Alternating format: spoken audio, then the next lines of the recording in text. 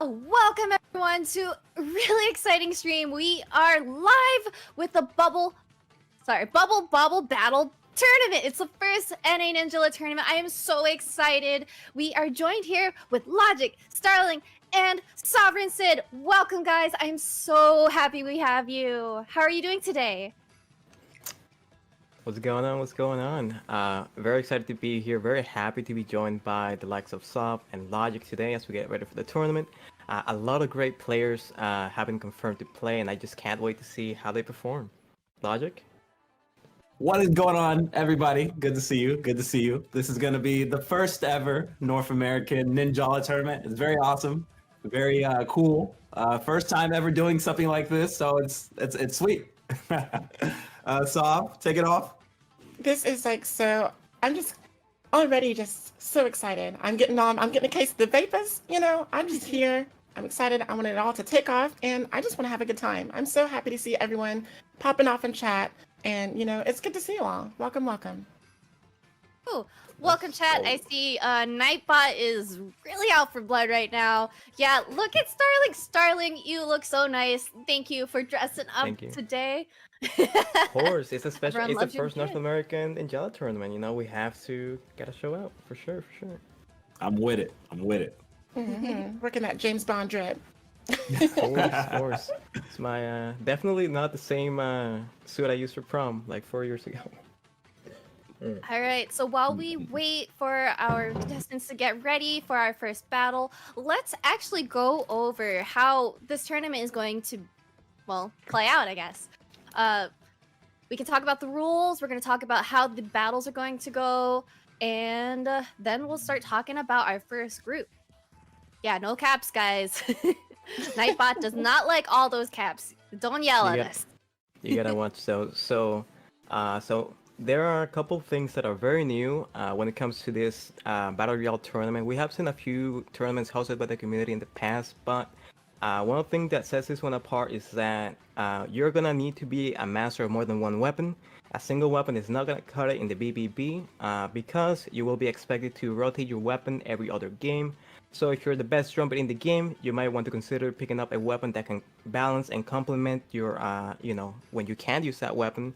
I know NASA has been practicing several different weapons to try to prepare for this day, as well as many other players to try to, make sure that they are well balanced and ready to compete. Logic, you want to go over the other rules?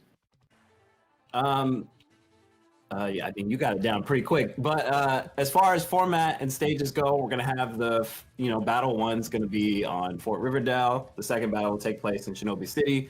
Semifinals, we're going to Croissant Arena, then Eagle City, and then the finals. The three battle royale matches in the finals will have Croissant Arena, Shinobi City, and then the last stage would be WNA Arena. So it's gonna be nice. It's gonna be clean. It's gonna be sweet. And what's more, we have all of our assist codes set to level 5. It's going to be restricted. So yes, unfortunately, everyone, it's a semi-master appropriate. We are going to be seeing it come around. Figure you should hear the news from me, maybe soften the blow a little bit. But, we're going to have those assist codes restricted. There are no limits on the number of Shinobi cards used. So you can use anywhere between 1 and 4. You can use as many assist codes as you like, as long as you are still in that cost of however much you have allocated, depending on how many cards you have. So, yeah, I'm really looking forward to seeing how people are going to be switching up their setups using the Shinobi cards allowed with the weapons that they have to change every round. Absolutely. I mean, we already know that, we know the players that are good with certain weapons, but we haven't really seen what their secondaries are. So going into this tournament, I'm definitely looking forward to see how people have adapted over the last couple of weeks to try to get their secondary weapon maybe up to speed with where their primary weapon is right now, to try to make sure that they are keeping that same level of play as they get into the tournament. Speaking of the tournament, we will be kicking things off with Group A, which has some very, very interesting players. Let me take a look at that. Pull that up real quick. Now, Logic, I know you and me are gonna be taking off the first group. Are you excited for any other players that we have in that first batch of competitors there? So this first group is looking pretty stacked. You know, we got Skyworld, T-Waste, Trusty. You know, I've seen these Wait. players. You You have know, the and some. wrong. That's the old one, Was homie. it the wrong one? Sorry. Was the wrong one? Yeah. I got you. Oh, I'm gonna send you no. a screenshot. I got you, homie. Here, I'll send that over right now. I Might be. do apologize for that. I did send out the Dang. wrong one yesterday in the first packet, but here is the updated list for you if you wanted to I look it got over. Sorry about that, guys. No, you're good. But yeah, so Group A, we got Octo Kid, T-Waste, Trusty. My bad on the first. So you know, like this is gonna be a crazy like first like group, and I'm kind of excited to watch. Me too. I mean, we have some people that are pretty well known in the community. We have OLH San, aka Antares, a very notable Latin American katana that I'm very excited to see. Definitely one of the players I'm gonna be looking out for as we get into the first group. We have Ringo as well, someone that has been supporting the Ninjala community ever since we first started doing our events. They're always been looking out for our content creators and the Ninjala as a whole. Very excited to see how they play. They're a drill main that has been that's been very very prevalent in the game. We have Pharynx, who I know some people are a little queasy that they're in the tournament, but I can guarantee you guys that they did go through verification and we confirmed that they are eligible to participate. We have some other great players such as Octo Kid. We've all seen them on Twitter. Very, very prolific player. Very good person in the community that I'm sure will do amazing today. And just so many amazing competitors that I'm looking forward to seeing. Also, as far as prizes go for this tournament, first place will be getting a $500 gift card. Second place, $300 gift card. Third place, $150 gift card. Fourth place, $50.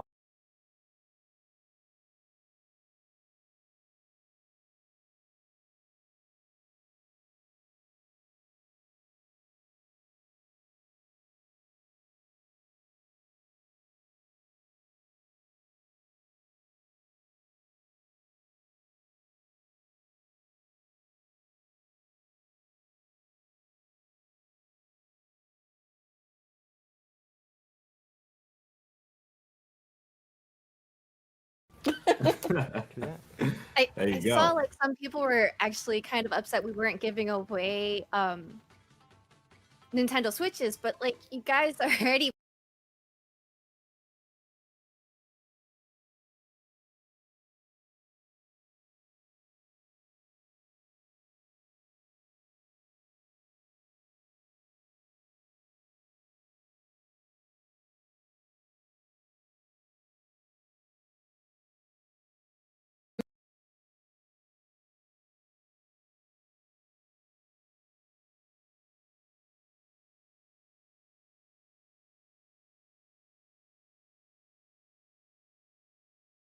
All the podcast with Riley and Kuro. So, you got to bring your A game when it comes to the combat, but you also got to bring your A game when it comes to the fashion.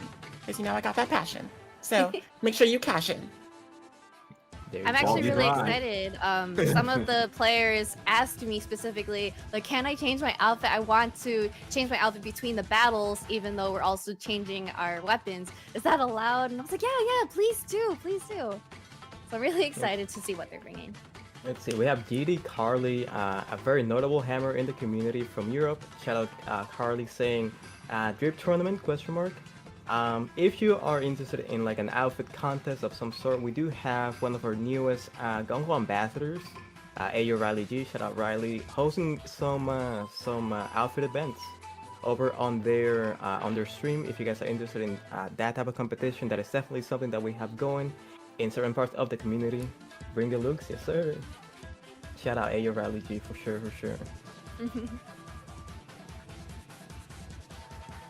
So, what are the expectations, any kind of early expectations that you two might have while we're waiting for everybody to get all signed in and checked in? Expectations. My man Bio Nick, he's gonna steal the show. He's gonna steal the show. You heard it here first. I mean, Yeah. so me going into tournaments, I always like to come into it with an open mind. You don't really know who's going to be coming out on top until you see those first couple of games, right? you always want to be prepared to experience those new and upcoming players that have been waiting for an opportunity like this to really show out and show people what they got. Really excited to see what underdogs we see make their own stories today. Definitely. I agree. That's one of the things that I've been looking forward to because, of course, we have all the people that are well known within the community, but you see these people that we don't know coming out of the woodwork and getting in via this the lottery system, which I really appreciate because it means it was fully randomized. We could see some new faces, some new talent, and I'm really looking forward to seeing some undercover prodigies, some like diamonds in the rough, kind of emerge and blossom forth. So it's gonna be exciting, I think. Absolutely. And I mean, we've saw, it happens time and time again. There's a tournament, there's a person that people see as a favorite to take the tournament, and then you have all these people that have put in just as much work, just as much effort, have just as much potential to spring forth and perform. But maybe we haven't really seen them before because they haven't had the opportunity to, to get that platform to perform. What's up, homie? Oh, I was just gonna say, you never know. This is gonna be the first match, or the first tournament ever. So some people might be a little nervy, so they might not perform as they, would think they would usually because it's official. Everybody's watching, so they could have the butterflies built up for that first match. But once you get that first match out of the way, you can kind of just, just relax. True that. I mean, if I was in this tournament, I would be very, very giddy to get into the first game. It's always those first game jitters. You want to make sure you get out of the way, so you can set your mindset for the rest of the tournament. Absolutely. Now you guys may not be able to see. Let me just double check actually. But we do have a few of the players coming into the room already, and we already have some very interesting weapon choices to say the least. You guys will not be disappointed. Definitely not what you would typically see in a regular BR lobby. That's all I'm gonna say about that. Yeah, I'm honestly shocked what we're seeing right now. Please I talk did about not their expect weapon to see choices it. if you'd like. Yeah. I did not expect to see a Popeye. I don't see Popeyes all the time. I do see them, very not as much as other weapons. So to see a Popeye in this first match is a little shocking. I think that taking advantage of the space of Riverdale is going to be what really seals the victory for whoever comes in those first placements. And so we see a lot of agile weapons like the spinner. We see the Excalibur.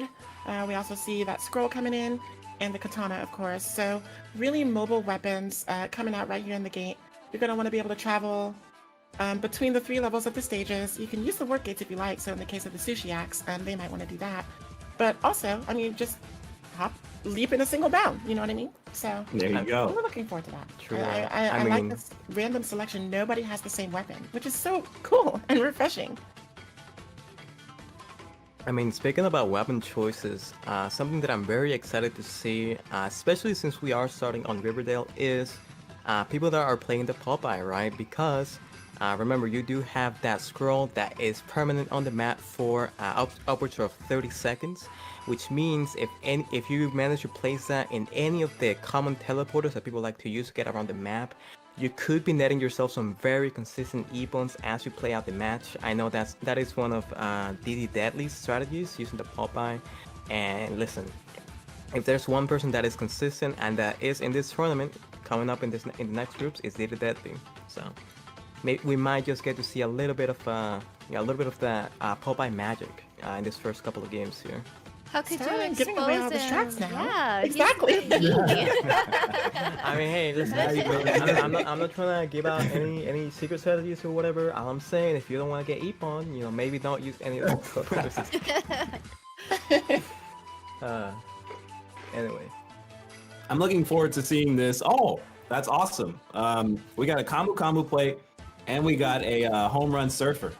Those are 2 very cool weapons that I think they're the just underrated versions of their class. Because a lot of people just use the festival board and a lot of people just use Ninja Caliber. So I like to see the home run surfer and the combo plate being used, especially after they got that gum ghost buff, where they actually do gum damage now. That is so good. So I can't wait to see what they do in this upcoming match. All right, so we're gonna actually go with Starling and Logic into the gameplay. Good luck, you guys. Have fun, and let's go. Ninjala! All right, so I already dude, lost. I I'm have so to excited put to get to commentate with Logic. We kind of got a tiny bit of practice in earlier in the week, so we a little bit warmed up, kind of trying to get We got get it. into this We first got match. We got it, man. You want to lead us off or should I? Who do we got? We got Group A. I think I'm looking at the right list this time. So we got Yes, yeah. Octo Kid, T Waste, Trusty, Far, Mill Eve, Ringo, Mhm. and Terra. Dang, I'm messing up And these names. Tatis, Help me out. baby. Yes, sir. Yeah, I got And you. it's all I'm taking gonna place on Fort Riverdale. through that. So, we are starting. We're getting to our very first match of the day, which is gonna be in Fort Riverdale for each and every single group. Let's see who we start seeing. Oh, it's the Popeye. Our very first contender is gonna be Eve. Very curious to see how they maneuver around the map in this crucial first couple of seconds. Maybe trying to locate a first drone for them to secure their weapon. Finding a nice spot here by the clock tower. It's going to be very interesting to see. Oh, we're already getting into some action. T Waste getting wasted. And already getting a weapon break. But they're not going to be able to finish off. Ringo's going to just have to. They're going to end up chasing him. What are his options now, Starling? Very That's a nice. free So Epon. Ringo, typically a drill player, opting for the sushi as able to secure himself a nice Epon there, very early on. And something that you don't typically see from your average Sushiaks. They typically tend to be around the map trying to get that drone rotation down, get their big weapon so they can really maximize the weapon's potential. But everyone has a different playstyle and a different way to win the game. Speaking of winning the game, Tarzan here about to get an Epon, getting interrupted. And everyone having a great time using the teleporters. But don't come to me when you get eaten by a shark midway through. It's gonna happen, dude. I'm waiting. Fort Riverdale is a very Octo Kid getting Epon on the wall. So we have we have our boy Antares leading with Epons Yes, right now, Antares. holding the lobby with 2. Very, very, very good stuff to see right now. In a great position to lead the lobby right now. Now switching over to Frank's on the camo plate, a pick that I haven't seen too much. Very interesting to see how they make use of it. We see a bit of a mixer going off in the corner there, uninterrupted. There we go. Frank's actually taking 3rd place. That's a good making usage of the dragon. Sometimes you just want to get the drone. You don't really want to fuss with it. You just want to get the points and go. Movement by everyone, honestly, is so good. They're able to get around. That's a good bind. That's going to secure him the Epon. There it is. That's another one on the board for Antares, leading the lobby in Epons with 3. Only person that's close behind is Tarzan with that mixer. With a scroll blade. Very interesting to see how those weapons are pretty evenly matched in the same weapon category and all of that. And it's tough. Everybody's getting binded. They're throwing out the froggy block. It's really tough to get around. There's not much you can do with it. If it ends up in your vicinity, that's a free drone for him. And we're up. He's going up to the top to get the. Oh no, he's not gonna be able to get it in time. Okay, he was able to dodge it. So everyone seems here to be picking up drones. Yeah, everyone, as we get into the last minute, people are, being very careful in the first game. People don't want to go down too early, playing careful, playing strategic. Although we might see a little bit more aggression as we get into the last few seconds, as people try to secure their final spot in the first game. Oh, someone's gonna actually get denied of that teleporter. Gonna be forced to engage there. And Tarzan is bound in the corner. Will Tarzan recognize that? Oh, they actually get bound by Antares in response. That is a good bind and a good Epon. Still puts him in second, but we got Terrastan right now with 6 Epons.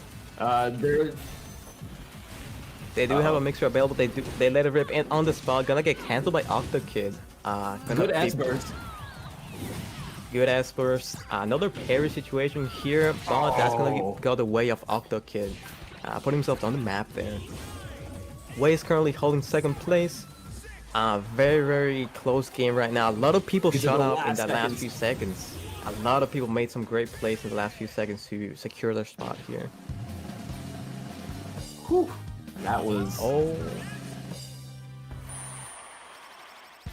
very decisive. Very interesting. So, those dragons, man, firing sees those dragons to secure his drone rotation, making sure that nobody would have enough time to steal those drones from him. And because of that, he shot all the way from 6th to 4th place. Not bad. Meanwhile, my boy Antares, of course, with the Epo Master. Shout out OLH. Go ahead. And Terrace had a really good match. I mean, it didn't really. He was just leading very comfortably, 2,000 away from second place. You know, everybody seemed to be at that 4,000 average, but he was at 6,000. So that's, you know, he was sitting very comfortably. A very comfortable lead. Now we will have to see weapon switches from all the contenders here, making sure that they're rotating their weapons for the new map. Very interested to see how their weapon choice will vary depending on this new map. Ooh, bit of a DC there. Oh, we've had somebody either DC or disconnect. Coming back on. Okay. Yeah. I'm seeing a lot of people either switch to drill or Ippon Katana. It's a very that's a favorable weapon. I see the Ippon Katana as like, you know, the poster weapon of the game. A lot of people know how to work it, or not. You know, a lot of people just know how to play that weapon because it is like the balance of the weapon or of the game.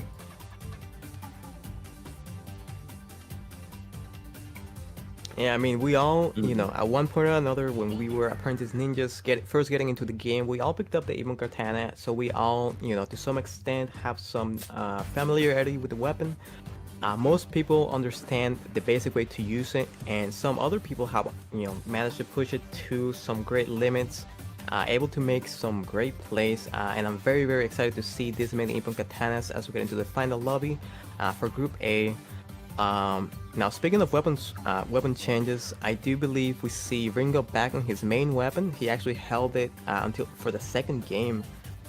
So I'm very excited to see how he plays now that he's got his secondary out of the way, and now he has the opportunity to play his last game of the group with his comfortable weapon. So definitely a good strategy, right?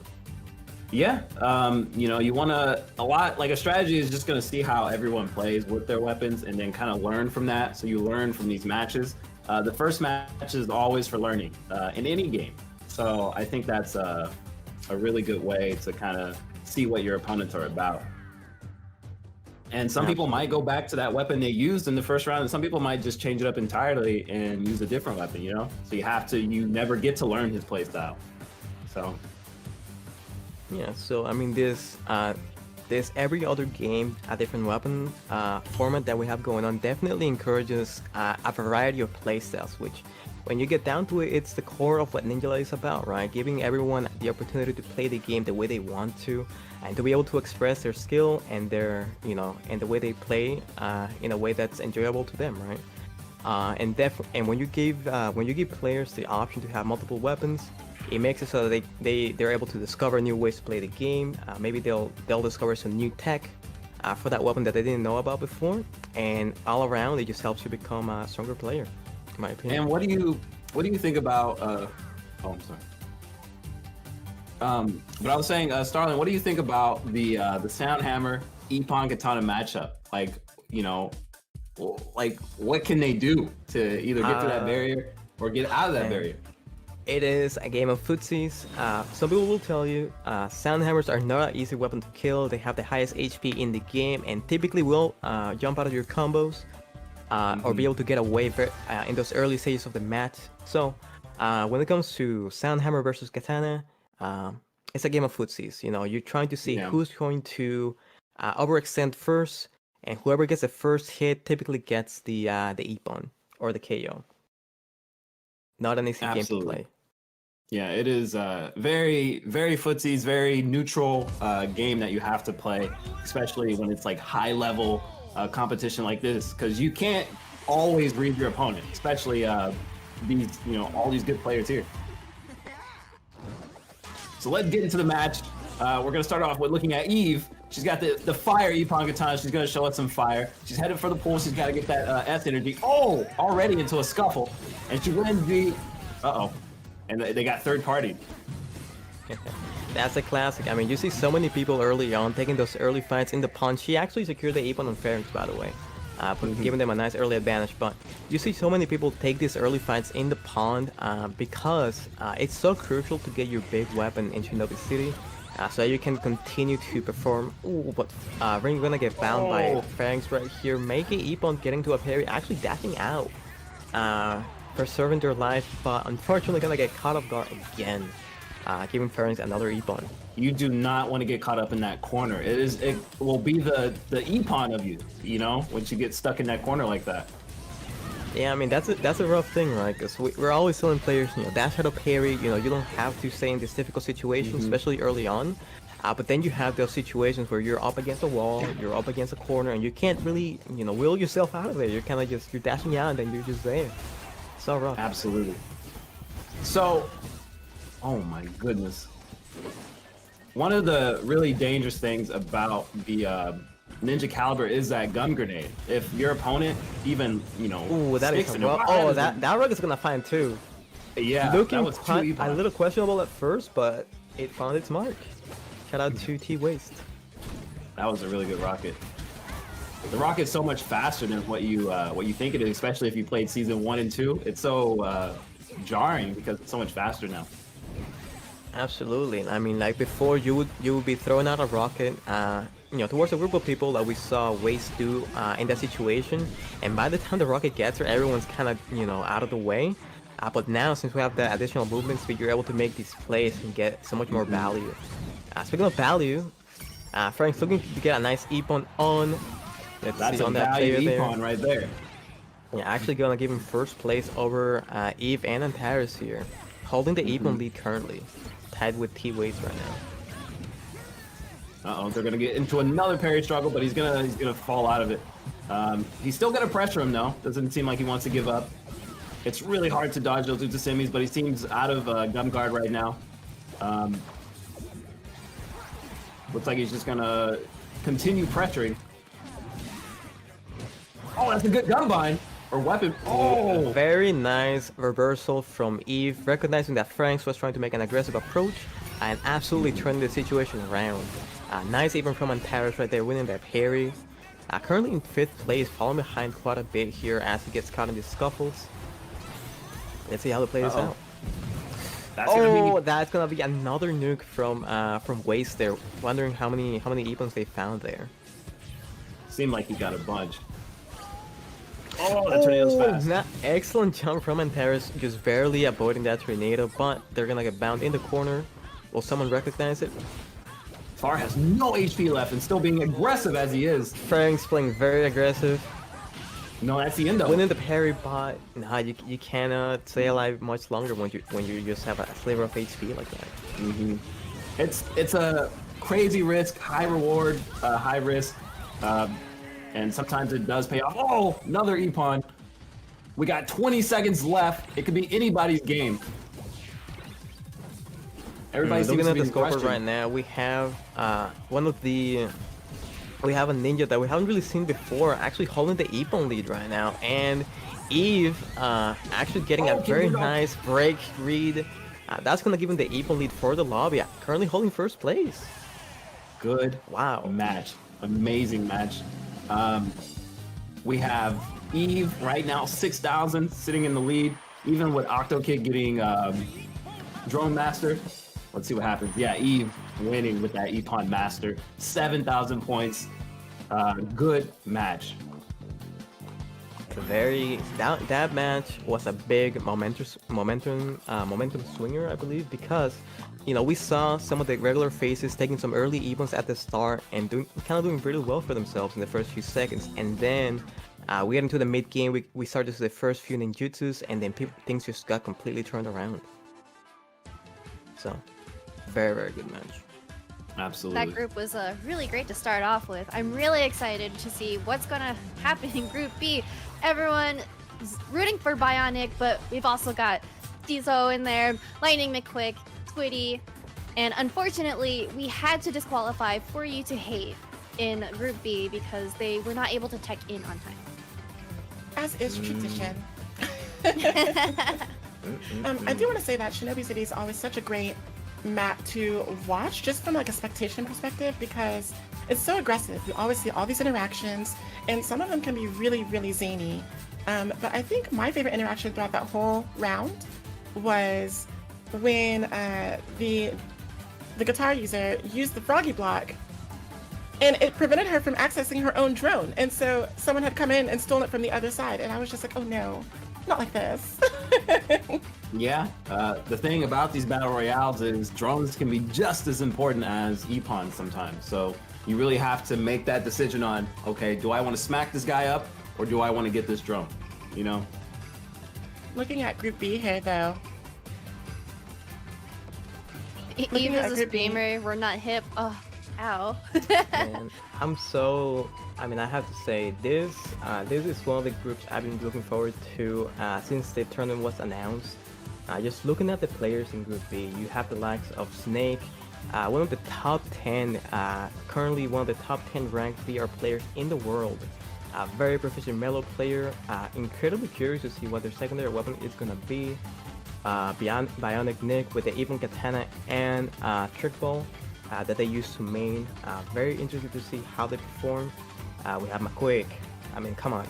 The man has made a name for himself with that Evil Katana. I just love seeing him play. He's always so, so aggressive, so in your face. Not afraid to make plays that some people might not really risk in the early, mid, and late game. So, shout outs to like McQuick. We have Squiddy. A lot of people in the chat I know are familiar with this player. Top 100 caliber player who also likes to secondary Homer and Surfer. Incredibly consistent when it comes to drone rotation with the caliber. They really get it down to a science when it comes to securing those important points and making the best out of their ninjutsu to secure those safe E-bonds, trying to to keep things consistent, which is going to be very key in this tournament for sure. Logic and Soft, any players that you guys are looking out for in this in Group B? I mean, I have a personal vendetta against Snake. I mean, I don't know if it's reciprocated or anything, but every time I'm trying to rank up and get to that God mode in VR, I run into Snake and that silly old Mellow of theirs, and I'm just like, well, I'm not gonna have a good time. And I respect their skill, because to take something like Mellow, the gumshoot of which is so difficult to bind with because it does hardly any gum damage at all, and constantly and consistently just come out on top of the charts, especially with that top 10 rating, is just really admirable, I think. But you know what, you better look out, Snake. I'm coming for you. Yeah, we'll see. We'll see. I think the Mellow is a hard weapon to use. So the fact that someone could stick with a weapon like that is, that's awesome. That's commitment, is what it is. He's loyal.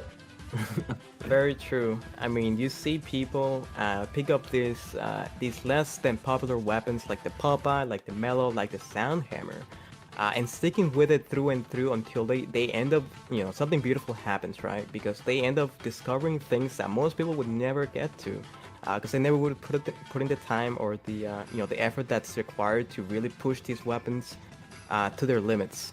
So I'm always very, very happy and very excited whenever I get to see these mains that are less common. People like NASA, people like Snake, people like DD Deadly, which we will see all of them in this tournament, and perhaps, if we're lucky, maybe even get to see them face off against each other in a future group. Mm-hmm. For sure. I'm just really looking forward to see how Bionic is going to do, because, we always knew him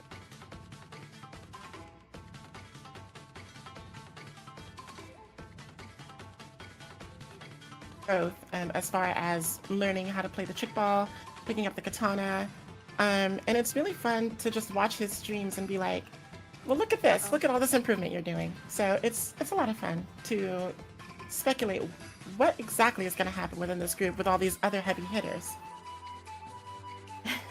We're having some technical difficulties right now. Uh-oh.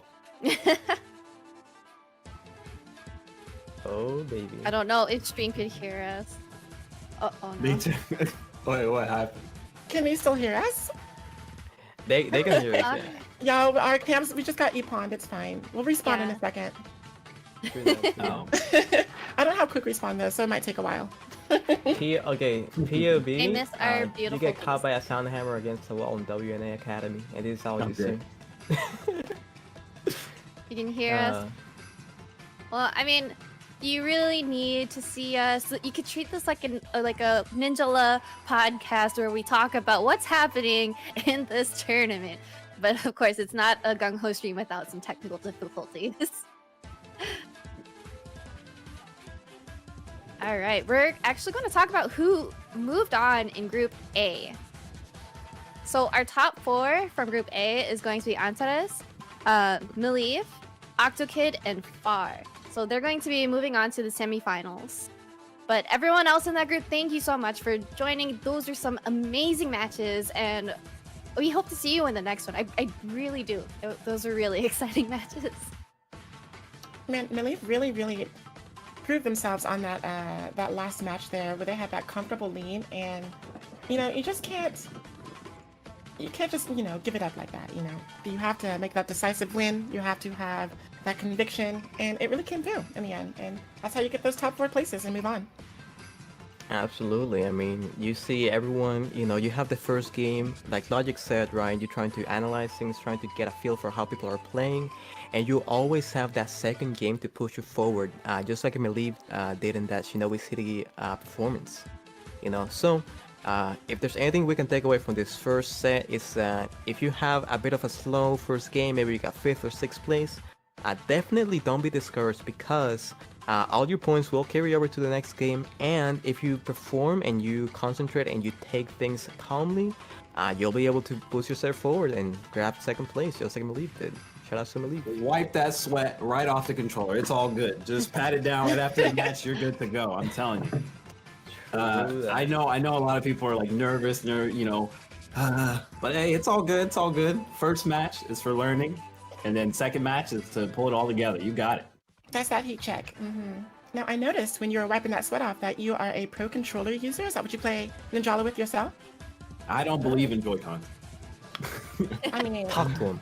it's the Pro Joy-Con controller squad. It's the Joy-Con squad. What are you talking about? Wait, Sal, do you play with Sal, we Joy-Cons? met. Sal? I do. I've played with Joy-Cons ever since the game came Yo, out. I picked up that chip respect. out, and I've got like 3 pairs. I got this pair here. This is my favorite signature colors. Spicy in chat says Brave Squad 2, let's go. Let's go. Yeah. I can't believe it. Now we do have some players pouring in here, and already we're starting to see some unique weaponry. Like, I don't think I've seen combat in a really long time. Who So is that Cornbat user? He Hey, is my that's favorite that's right Stacer now. for you, baby. Season 1, Day 1, Combat main, very proficient with that weapon. So excited to see how they play this one out. He's got good taste. The Cornbat was the very first, when I booted up this game for the first time, that was the weapon I gravitated to. Not because it was good, but because I like corn. That was literally the only reason. So, There you go. like, I like to see that representation. Good job. If you You guys know have what they been say, here man. since, You main what you season eat. one. Yeah, right? See, like, I was here for season 1, our very first stream, and that was the weapon I also gravitated towards because I love corn. Yeah. it's the unsung hero of a complete meal. Like, honestly, and you always get to see it again. I can't believe it. Actually, the very first weapon that I picked up before I started making the trick ball, and this all was way back in the exclusive Ninja Club, was the Mellow Alamode. I was like, oh, pretty donut. Let me try this out. And then, like, the gun searcher did not speak to me at all. So I went over to the trick ball, which had the same kind of combat flow that I really liked, and that was it. It was all she wrote. So trick ball day 1. It does have a watermelon skin though, so we still have that food going on. I mean, speaking of the Mellow Alamo, we do have Snake. In my eyes, definitely the player to be very careful around in this first round. No, Logic yeah. and Sav will be... It's Sav and Logic for this one. Alright, we're getting ready to go into our first battle here with Group B. Logic and Sav will be your commentators for this battle. Have fun, guys. We're not allowed to say let's go anymore, so I have to put another coin in there, so... Pick up the door. All right, Sav. Let's do this. We got Who do we got? We got McQuick, Akuma, Steezo, Julian one. Jet, Shiro. Wrong one again. Wrong one again. Dang. Logic. I'm so bad. So illogical. I can't believe it. McQuick, Squiddy, Steezo, Julian Jet, Shiro, Bionic, Snake. This is gonna be awesome. And then the ghost for you. Pour one out, of course. I know. we're with you in spirit for you. But here we are on Fort Riverdale, which is we are honestly this is like my favorite map. It's so beautiful. It's the only map that shows up at nighttime outside of story mode. And like in the background, you see the moon, you see the lights. But right now, here's the real action. You know, we don't look at the background. We will look at the foreground. And right already, we see Steezo coming up on the top with this grape-flavored corn, looking for that first drone. And on a big map like this, you do want to plot out your routes, just so you know exactly where to go once you acquire that first drone. And everyone seems to be in a hurry either to get their drones or get their S energy up just so they can get those E-Pawns. So it is a race to these drones, and it is a fight for them.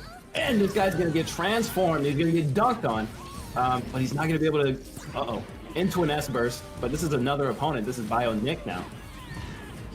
It's hard to see exactly what weapon they're using, Bionic is using, but it's really interesting to see McQuick on the trick ball, because we know him as a katana user. You know, he's got the katana, that Sonic outfit. Grim netting the E-Pawn there on Bionic and getting those tricks going. Wow, right into this drone here in the alley. Right into an action. The dragon's gonna go wherever, and somebody just activated Potent Poison. It's a very interesting choice on this map here. Potent Poison really good for team matches on Fort Riverdale. But there's so many drones scattered around that it's really difficult to net anything with Potent Poison when it's a BR. Everyone's already scattered. Absolutely, yeah, it's like really tough just because, everyone's, that is a good Tenchi Booyah. But everyone's just so scattered and nobody really stays in the same place in Battle Royale. Looks like we've got Squiddy on that home run surfer, you know, surfing USA, coming out here getting hit by that Shinobi beast. Looking for something to do, honestly. We don't want to have the right into the arms of not Snake. want that to happen. Not like this. Walks right into the transform, into the E-Pawn. That is a tough situation. That is Snake for you. He knows exactly what he's doing. It's like they say, if it's a snake, it would have bit ya. Looking for a target here, coming in with that mellow ala mode. And scaring away Steezo before the return here. It's really nice to see, it's refreshing to see these people in the sewers, because the drones down here are the most easily forgotten, by far. That is a good bind. Oh! That was a good transform, because I don't know if he predicted that he was going to S-burst, but it was just a good move overall. Snake really continued to look out for it, but also in second. I wonder who right now is pulling first place. We gotta pull that up here and see. Looking out for the judgment gun. We're gonna have to watch out for those, Yeah, so at the moment, Snake is in second place. And they're pulling their weight. Oh, that is a good rocket. He's got a Tenchi Booyah, but he didn't seem to grab anybody. On that Tenchi. Yeah. I wonder there if it was just due to the nerf on the range of that, or if it was just some kind of latency issue, you know? You really gotta watch out on, especially Riverdale, when it comes to latency. Yeah. Uh-oh. That's gonna take them both out. Oh, dear. You can't be that thirsty for those E-Pawns. You have to get out of the way. You have to move. We have Imagine 50 being seconds third left party in by match. the universe. Like, Yeah. You have to get out of the way from that. Uh-oh. You do not want to get transformed like that. Snake is really good. I'm really interested to see what the E-Pawns are like now, because Snake is just pulling them out left and right. Looks like Snake and McQuick are both tied for that E-Pawn lead, and we do have Squiddy on that drone lead just by 1. My and goodness. Steezo with 10 as well. Wow, that's crazy. McQuick does have a significant point lead though, so I'm wondering here if that drone lead will have to be broken by Snake in order to secure first place. They got 15 seconds to make something happen. This match might be already wrapped up. 10 seconds left. Another last minute nuke coming in with the Fujiyama rocket, but not managing to secure any E-Pawns there. Let's see how these results play out after these awards are rewarded. That is the match. That was a crazy match. I was just looking at the E-Pawns like 10, 10. And even then, wait, no. Oh my gosh. McQuick. Do not mess with Mick Quick. He's got it going on, dude. It seems that McQuick has really taken a shining to the trick ball. You know, I didn't really know what to expect, having known him as the signature katana user, and now he's got the katana available for this next round. He's going to be a really top contender to be watching out for in this next match, especially on Shinobi City, where the katana tends to shine with its aggression. Mm-hmm. Yeah, he's got it going on. He knows exactly what he's doing with that katana. That was a really good match. Good match, everybody. You guys really showed out. 10 E-Pawns. I really gotta say, I like Caesar's outfit. You know, it's not very often you see that the story mode mask come into play, and that purple and yellow is just so signature of the Gumtree jumpsuit that it goes so well together. It makes it work. I like it. It does. Yellow and purple is like really good contrasting colors. I'm sorry. They're complementary. Yeah, like on the color wheel, they're complementary. Yeah. So they do go together like that. You know, you got some signature colors. Mine, of course, being purple, gold, and green. But then you also have like a certain basketball team. I'll try to be careful. I don't know if we could say any trademark names on here. But we got that purple and yellow for them as well. So it's cool. It's cool. Mm-hmm. Looks like a bunch of people have left the lobby in order to change their weapons out. Not utilizing that closet to their advantage. Of course, they had that update come out where they separate the equipment from the clothes and allow you to change them at will separately. Right. So we will be seeing some weapon changes here. Mm-hmm. You know, a lot of people are going to have to show off that second or alternative class that they've been working on. And it's just going to be real interesting. Like, you know, everybody's got like a Ippon katana. So it's just going to be really nice to see what people can, what else they can use or what else they can show off from their main weapon. I just like to see that variety. It's very nice. Caesar, I'm taken aback. This outfit is kind of popping off. Hello? the Oni of Shinobi City, the demon himself. And then we have Genji with Shiro Grimm coming in. You know, let the dragon consume you, of course. You know, Sav, I'm a little jealous that guy has the cyber suit. I tried to get that. I spent like 1,000 Jala trying to get it, dude. Oh no, and you never did? No, I never got it. You hate I got to see bodied. it happen. Yeah. See, I like the helmet, but I didn't really like the jumpsuit, and so I was just like, I don't want to try pulling for this. I don't want to spend Jala on it just for the helmet, you know? And I didn't really know what kind of outfit I can make with it anyway, but you know, it works. The whole set works, and that's something that you don't hear me say very often. And it changes your voice too, which I thought that was like one of the reasons I was like, oh, that's kind of cool. So. Okay, so we do really see down with Bionic coming in with his signature outfit on that trick ball. Coming in with the side pony. Shout out to Riley. Squiddy with the Excalibur now, with the that mod dress, that sweater dress that we've all come to know and love. Snake still in the mellow. I think we're waiting on them to switch a weapon. I think. Yeah, I think Snake's gonna need to switch his weapon. I mean, he's probably looking through his favorites right now, seeing what he wants to use, but he'll need to switch off. We're just waiting on one last person to get in here. The suspense is killing. Oh, wait, no. There's only 7 in this group. That's right. That's right. I'm still thinking about the spirit for you. It's fine. He rest in peace. Now, do you have any, like, what do you think is going to happen here on the new map, which is going to be Shinobi City?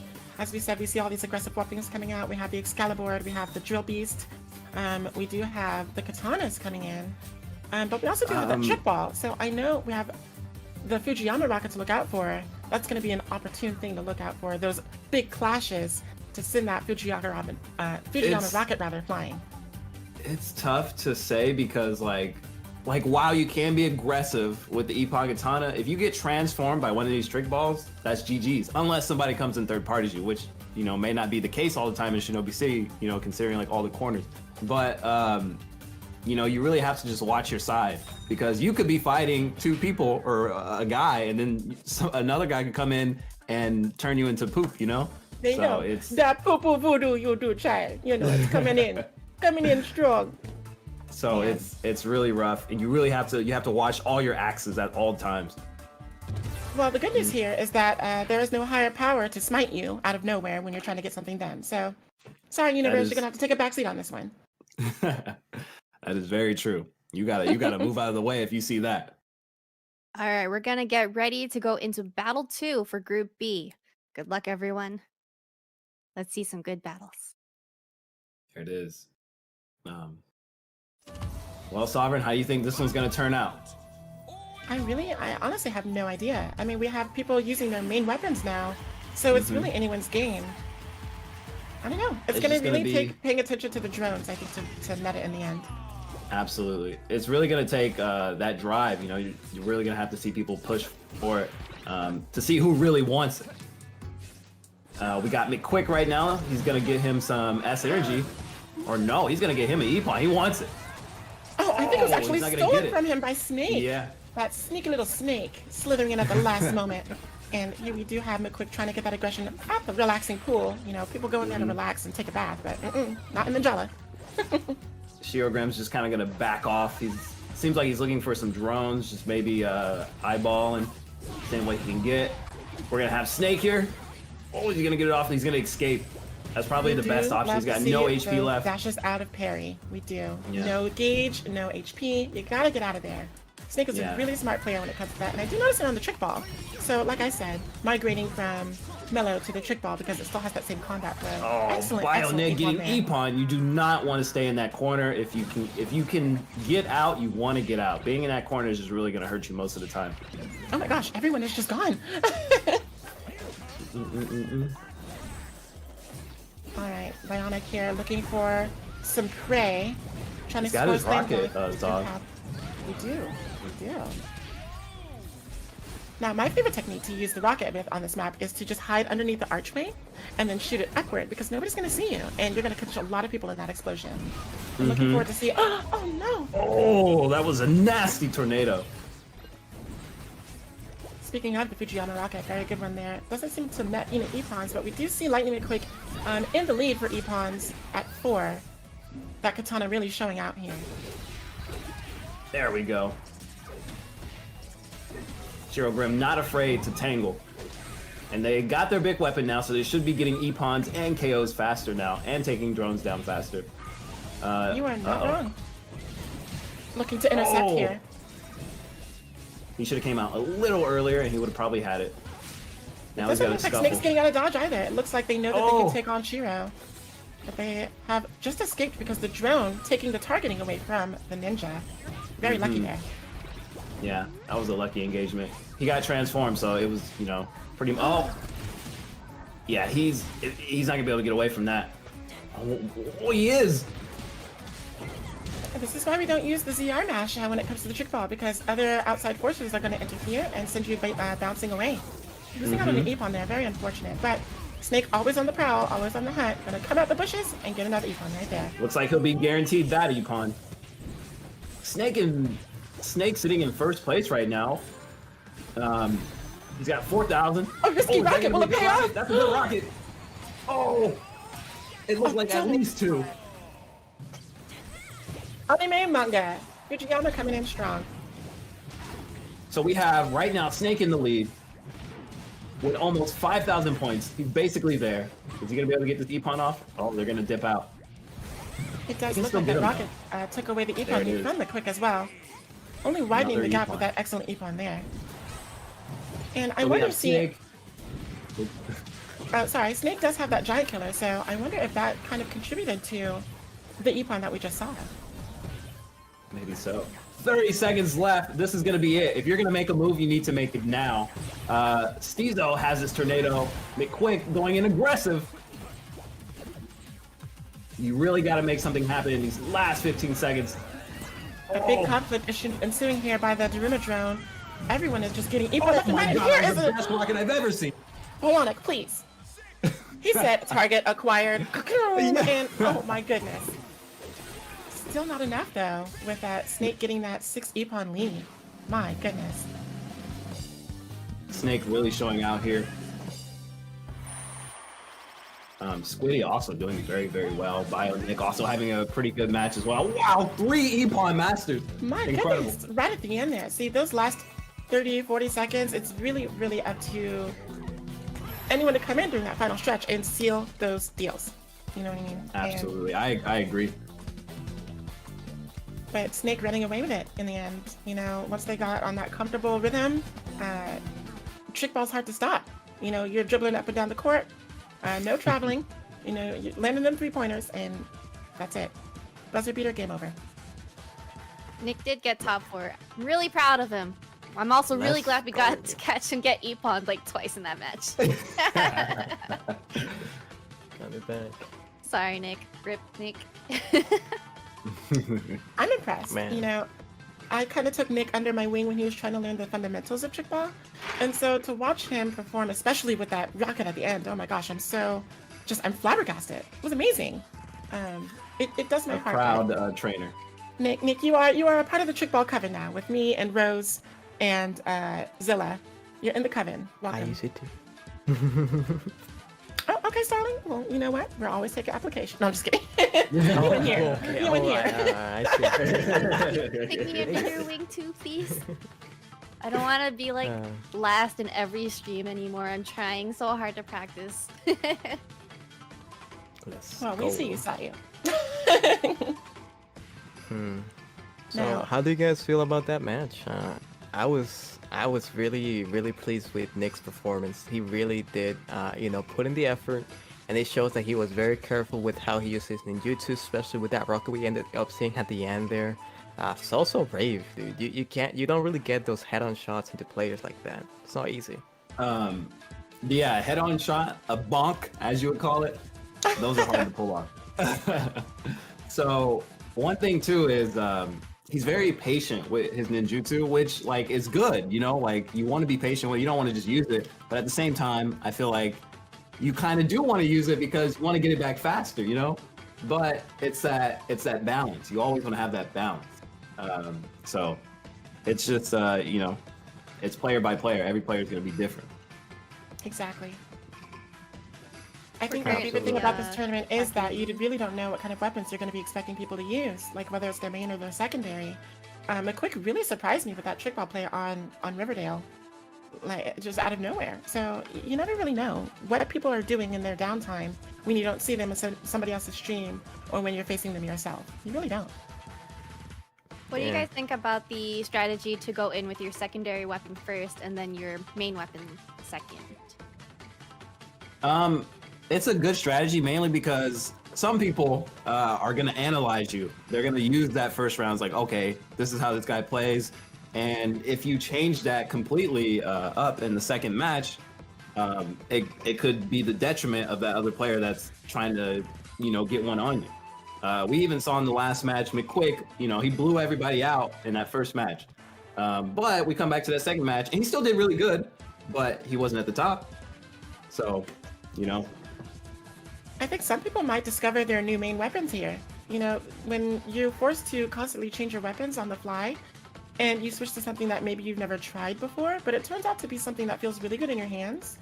I mean, there's no shame in switching your main weapon up. Mhm. Not at all. But it's a very effective strategy, Madeline, to answer your question, because it kind of, like we said before, it's that heat check. And so you're using that secondary to kind of gauge how well you'll perform against these other people if they're using their main weapons with your own main weapon next round. I think it's kind of a gamble to come into the second round with your secondary weapon. But at the same time, pocket weapons are really effective because nobody knows how you use them. Starling, what do you think? Oh, man. Okay, I'll be real. When you guys were commentating the first match in Riverdale, and I saw McQuick on trickle, I was dying to say something because I've never seen it before. I'm like, wow. So is this a weapon that they trained specifically for this tournament to have a secondary in their pocket? And like, how are they gonna perform?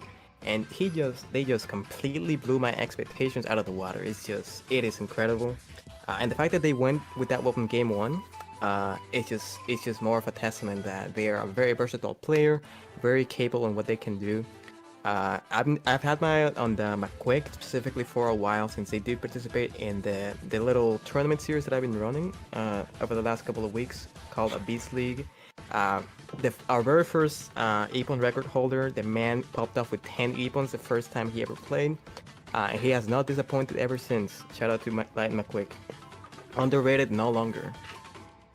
So I don't know if Lightning McQuick was ever underrated. I don't know. I mean, to Simply the me, best. like, you guys have gotten exponentially so great at this game. It's really scary seeing a lot of these names on these lists because whenever I'm playing against the community, I'm just like, as soon as I see a name coming towards me, I'm just like, oh my god, please no, see, spare me. Yeah. Especially These You've got guys. a target on your back when you come in. You know, the community managers, people want to be recognized. They're like, oh, notice me, please. Notice me, please. Yeah, I mean, speaking of having a target on your back, I feel like there are certain players in this bracket. I'm not gonna say exactly who, but I do feel like once you get your name out there, you're definitely going to be a target of people's attention. Which is to say, if there's two people in a battle, and you guys are the same health, they're probably gonna go for the name that they're more familiar with, right? So you do have that weight that you have to carry when you get into a battle royale scenario where, you know, people coming from behind and stealing e-points and, you know, trying to kill you when you're in the middle of an engagement. It's gonna be so common. So definitely interested to see how people are able to overcome that. All right, Well- we just got our scores in for Group B. Number 1, we've got Lightning McQuick. And then we have Snake, Squiddy, and our boy Bionic coming in that 4th place, meaning he can move on to the semifinal A. Let's go! Let's I'm go! so excited. Wow. It's that Everyone rock- put a Bionic. coin in the jar now. Bionics are Okay. underdog. Targets eliminated. Now he's got a huge target on his back because everyone wants a piece of Nick since he used to be our community manager here. Oh my. They want a piece. Wow. So that means in our semifinal A group, we've got Antares, Milive, Octokid, Far, Lightning McQuick, Snake, Squiddy, and Bionic. Now that's going to be Oh my. quite an interesting bracket to watch. So excited. One of those. It's gonna be it's not gonna be an easy one, to say the least. Oh, for sure. All right, next up we have is Group C. We're going to be starting to fill out the semifinal B bracket. So we're gonna go with Group C first, which we have. Well, I guess you guys know all of these players more than I do. I'll let you go ahead and introduce. Oh baby, my boy NASA coming in. Very very excited to see how they're gonna perform. Arguably one of the better soundhammers in North America. Someone that picked up the weapon from day one, stuck with it, and you know did absolutely amazing things with it. So excited to see how they play this one out. We do have as well S1 Airy, one of our newer ambassadors who is participating in the tournament. Amazing hammer player, very versatile with the Ippon Katana as well. Very nice prospects ahead. JCP, CBYT, a great trick ball player. DMK, a great katana. The Happy Dino, strong versatile player. Many weapons under their belt. FF Rabbit from Fearless Foul. Shout out to Chicken Place. Another one for Ninjala ambassadors. Does have some representation of his family here in the tournament. Shout out to Rabbit. Wishing you the best as we get into the first couple of games. Logic, anybody you got your eye on for this Group C? And this group is stacked. Every time I look at it, I'm just like, holy cow! Like, oh, you guys got it cut out. I mean, Naza on his own is already a huge threat. So you really got to watch out. But they know that in the group, they know that. So That's the hard thing, right? Like yeah. So they might end up targeting him. You know. I mean, that's what it comes with the title, right? If you're gonna be up there and you're gonna be in the leaderboards and you're going to become known for using your weapon proficiently, you come to expect that people will go out of their way to kind of, stunt your progress so that they can, take that Ippon bonus, take that drone bonus, and really secure their game. And that's gonna be the game plan for not only this, but maybe several of the other groups as we move forward. You gotta Right. take out the big dogs so that you can, have an opportunity to secure those bonuses. Exactly. And like if there was an Elite Four of this group, Naza is the champion. He's an absolute demon in BR. I despise running into him because as soon as he touches me, I'm deleted from the game. And the only dragon needs come out of one hit. nowhere. But I'm It's so proud crazy. of him because, he kind of got like a humble start in the +1 clan. And then he kind of departed to do his own like lone wolf sort of thing before he came to you, Starling, and started playing with you. And it was a lot of fun to watch him just like grow as a person and as a player. And I'm super duper happy to see where he is right now because he is just amazing. He's amazing. There's no long and short of it. He's just amazing. It's awesome. Very, That's all. very, very. It's so impressive. I just have to say so. I mean, it goes to anyone out there like Diddy Deadly, Snake, any of the people that decide to solo main a weapon that is, it's not necessarily the most popular. It's a testament, right? If you put in the time and you put in the effort to learn what you love to play, you will see results and you will be the best. So, good luck to all. Good luck to everyone as we get into Group C. So excited to see this Fort Riverdale match. I've had the pleasure to see a few of these players that we have in this group play in Fort Riverdale in the past, and I am very excited to see how it's gonna play out. Yeah, we're seeing some really interesting weapons coming out here. A lot of hammer play, which I did not anticipate at all. Given Group B's match, which was mostly mobile weaponry like swords and like the boards. So really cool defensive style gameplay. I'm looking forward to see how it plays out in the end. It's going to be a lot of super armor, which I think is the reason that these weapons have been chosen, just to protect that drone security going on. But we also see a scrap saber. How do you feel about that? Oh baby. All right, we're gonna get into our first battle here. Sovereign, Sid, and Starling will be your commentators for this. Let's Have go. fun, everyone. All right. Oh, I am so excited for this match. Been I am waiting for it too. all day. Oh my. I So, mean, I'm completely impartial. Oh no. No need. It's an exciting match. It's an exciting match. Any way you cut it. So, Let me get some water. Let me just get out of the way now. me too. I got it right here. Ooh. Yes, my purple water, because everything I do is purple. Let's go. This stream is sponsored by water. All right. So, as we get into this first match, we do have some very interesting weapons from our contenders. A lot of people are actually choosing to not use their main weapon game one, which seems to be a bit of a theme that we're seeing in the first round battle. So interested to see how they play this one out. Sure. Starting on NASA in the sewers on the sushi axe. What do you have to say about this weapon pick, Sub? What do you think? I'm not really sure. I mean, NASA is an aggressive player, and the Tornado is an aggressive ninjutsu, so it's honestly hand in hand. Yes, and to counter at that point, yes, you have a aggressive ninjutsu, but NASA, that's not the combo I taught you. What are you doing? So NASA, from what I understand, I tried to teach him a bit of sushi axe, since I do dual main that weapon along with Trick Ball and some others. And what I understand about this game plan, at least coming from NASA, is that he's looking to get that point security through drones in the first game, so that he can then transition into his main weapon in the second game, and then start looking into those E-pawns. At least that's the way that I understand it, right? That's a very good strategy. You know, a lot of people are more concerned about just getting those E-pawns and KOs, but if you don't have the points to compensate for any gaps or discrepancies that would appear, just ignoring everything else, then you're still not going to win. And we did see that come into play with those last groups where awards at the end just kind of didn't even matter because there was such a point lead. Excellent E-pawn there by Happy Dino. And he just hops away with those little ears. Very true, and I mean, like we said, this game was very typical to be used as a data gathering resource. You want to see how people play, what their places are like, and then as you get into game 2, that's when you pull out all the stops, use the information that you learned, and start making plays. Big rocket coming in from JC here. We're actually not gonna see it up here. He's gonna walk right into that scroll. Oh no! And you know what? That was a very smart the scroll placement too, because it was yellow, just like the helipad symbol. So even I wouldn't have seen it underneath that drone symbol. It's crazy how you could just use the UI and everything to your advantage when it comes to things like that. Excellent. Very true. Here. I mean, speaking of, it's gonna be a nice even for DMK there. Now, speaking of scroll placement, yes, we can get some really nice placings here in Fort Riverdale. Oh, someone got a back there. Was that S1 Airy? I believe that was Airy right there. Yes, it was. Oh, we see NASA caught by a Ponson Blade. Now looking so hot right now. Guest starring NASA.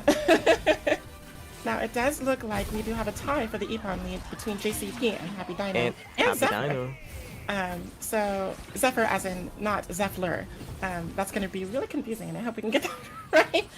Because those two similar names here. As we pull into the latter half of the match, I'm wondering how people are going to adapt given all of the data they've collected so far.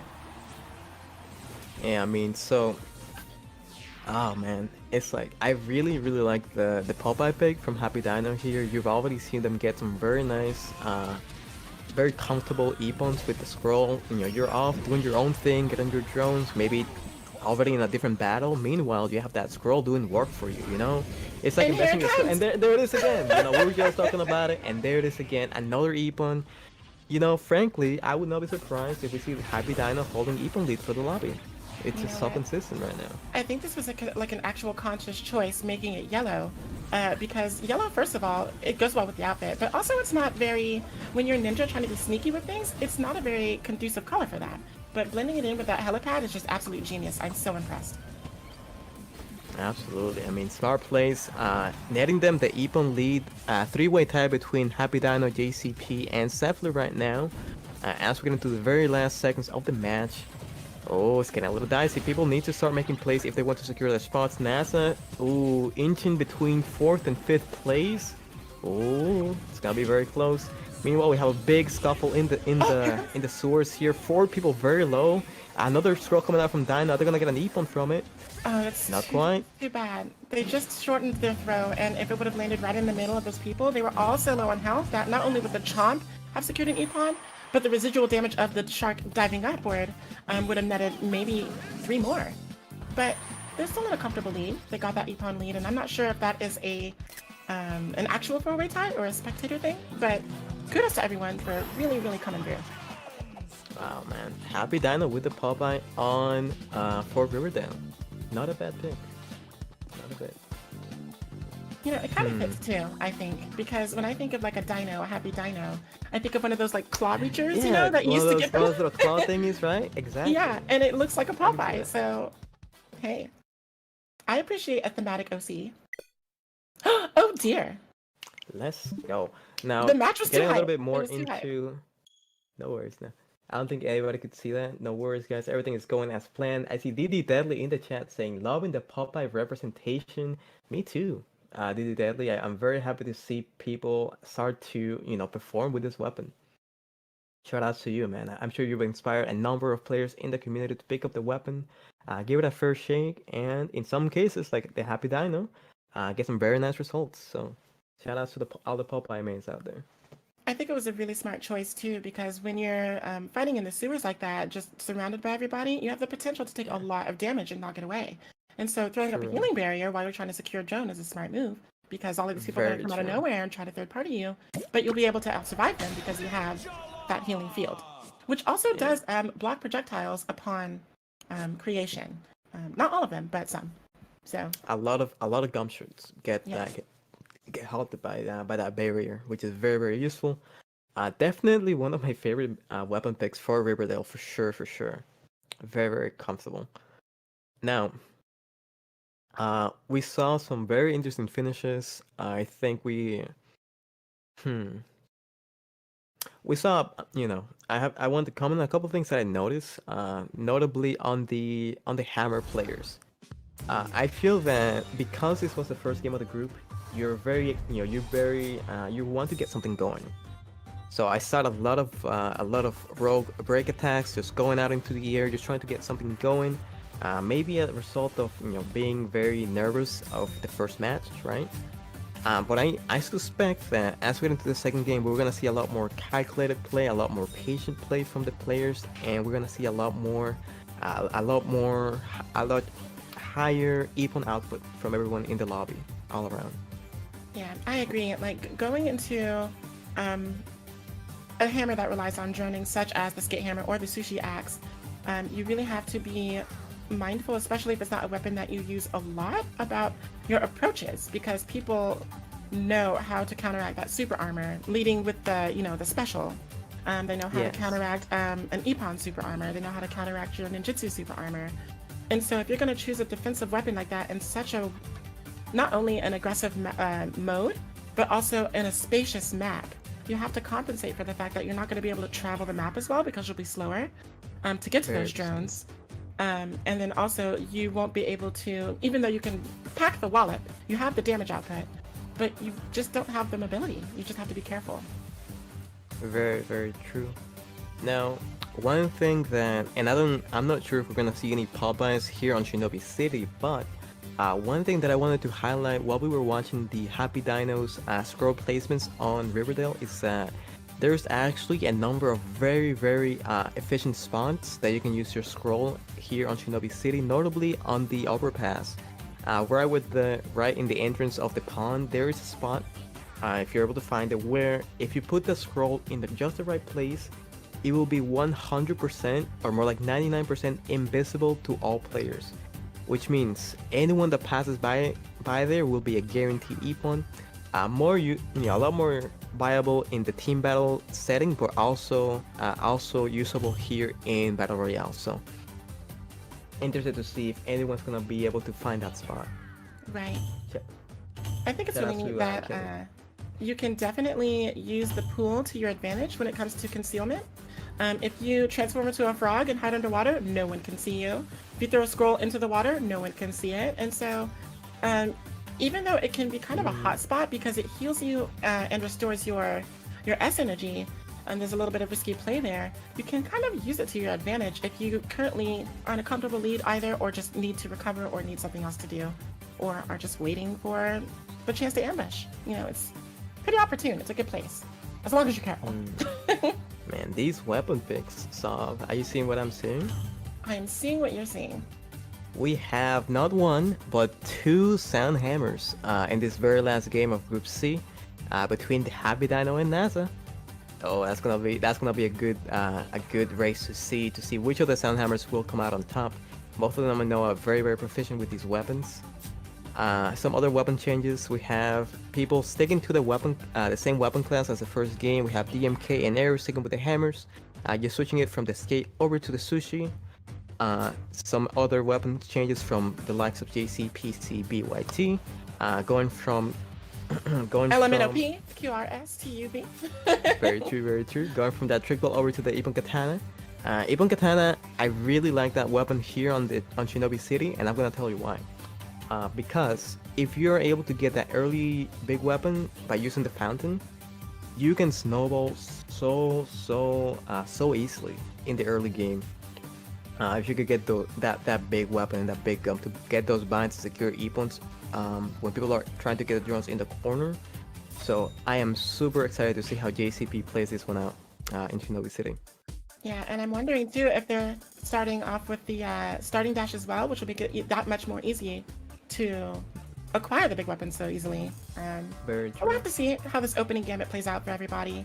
The pool's kind of a hot spot, but at the same time, Shinobi City is condensed in a fashion. You're right, because it is a sauna. True that.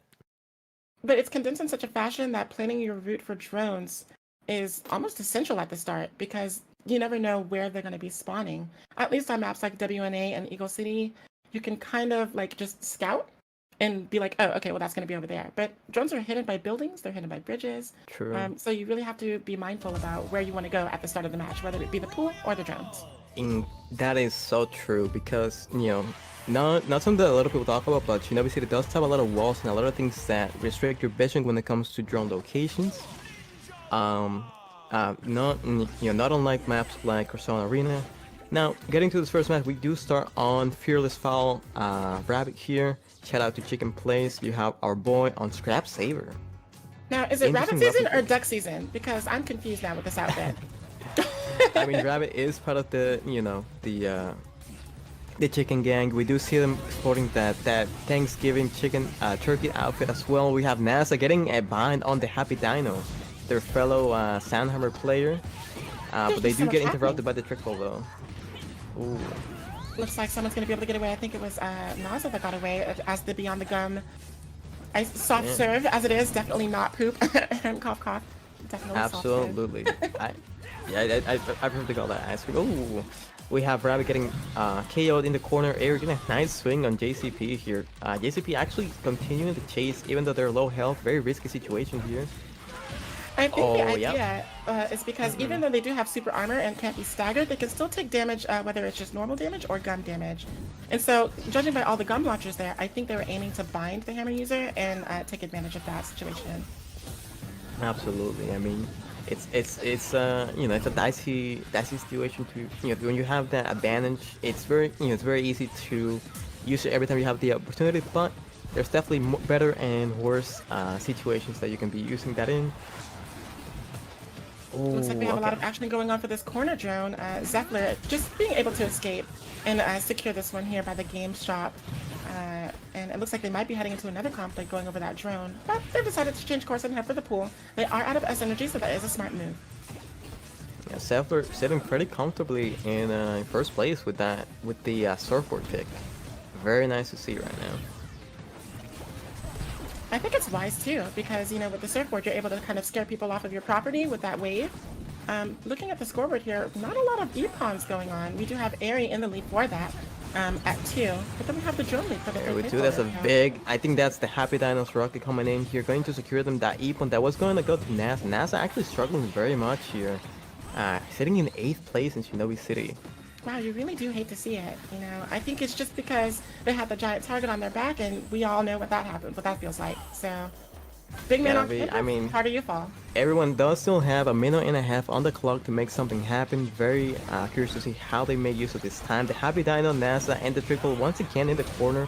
Something we've seen before. NASA getting caught with the hammer. Maybe looking for this dragon here. May find someone. NASA just but being able everyone to actually- escape that everyone whack-a-mole actually- game in the corner. Oh, Dragon finds one. They needed that so badly here. Because that shot him up from 8th to 5th, and now I think some kind of point overtake has knocked him down to 6th place, and now 7th. So he's really got to get this momentum going if he wants to make something happen. Oh, getting caught Unfortunately, by the the Happy E-pon Dino there. through the barrier. Oh, that was rough. That's a bit of a delay there. The stun did not come out in time for them to not take the hit. Rough I stuff think right here. Zephyr One. right now, looking for this potent poison, getting stunned by the echoing scream. Oh, big poison coming out here. And NASA's Ebon's gonna get once again not gonna be denied by another ninjutsu. Oh no. Very rough Parting stuff right Utsu here. coming in and sealing the deal on Zephyr's life. Unfortunately, not able to capitalize on that poison. About 30 seconds left on the clock, 20 seconds left on the clock. We see a lot of people trying to get something going in the last few seconds. Happy Dino holding 3rd place very comfortably and having a rocket as well in a very, very comfortable spot right now. Probably gonna get some great value as we get into the last few seconds here. Here it comes, Oh, looking for those targets. another rocket coming in. Is it gonna get interrupted? I do Nobody think in the that corner. other drama rocket just scattered everyone. Poor Happy Dino. But first place right at the end. What Oh, happened? they actually ended up getting the drone that spawned in the corner. Wow. Not bad at all. What a tight game. Now let's see if the Mario Party syndrome kicks in here. Somebody snatching victory from the jaws of defeat with the bonus awards. There we go. That's gonna be game 2.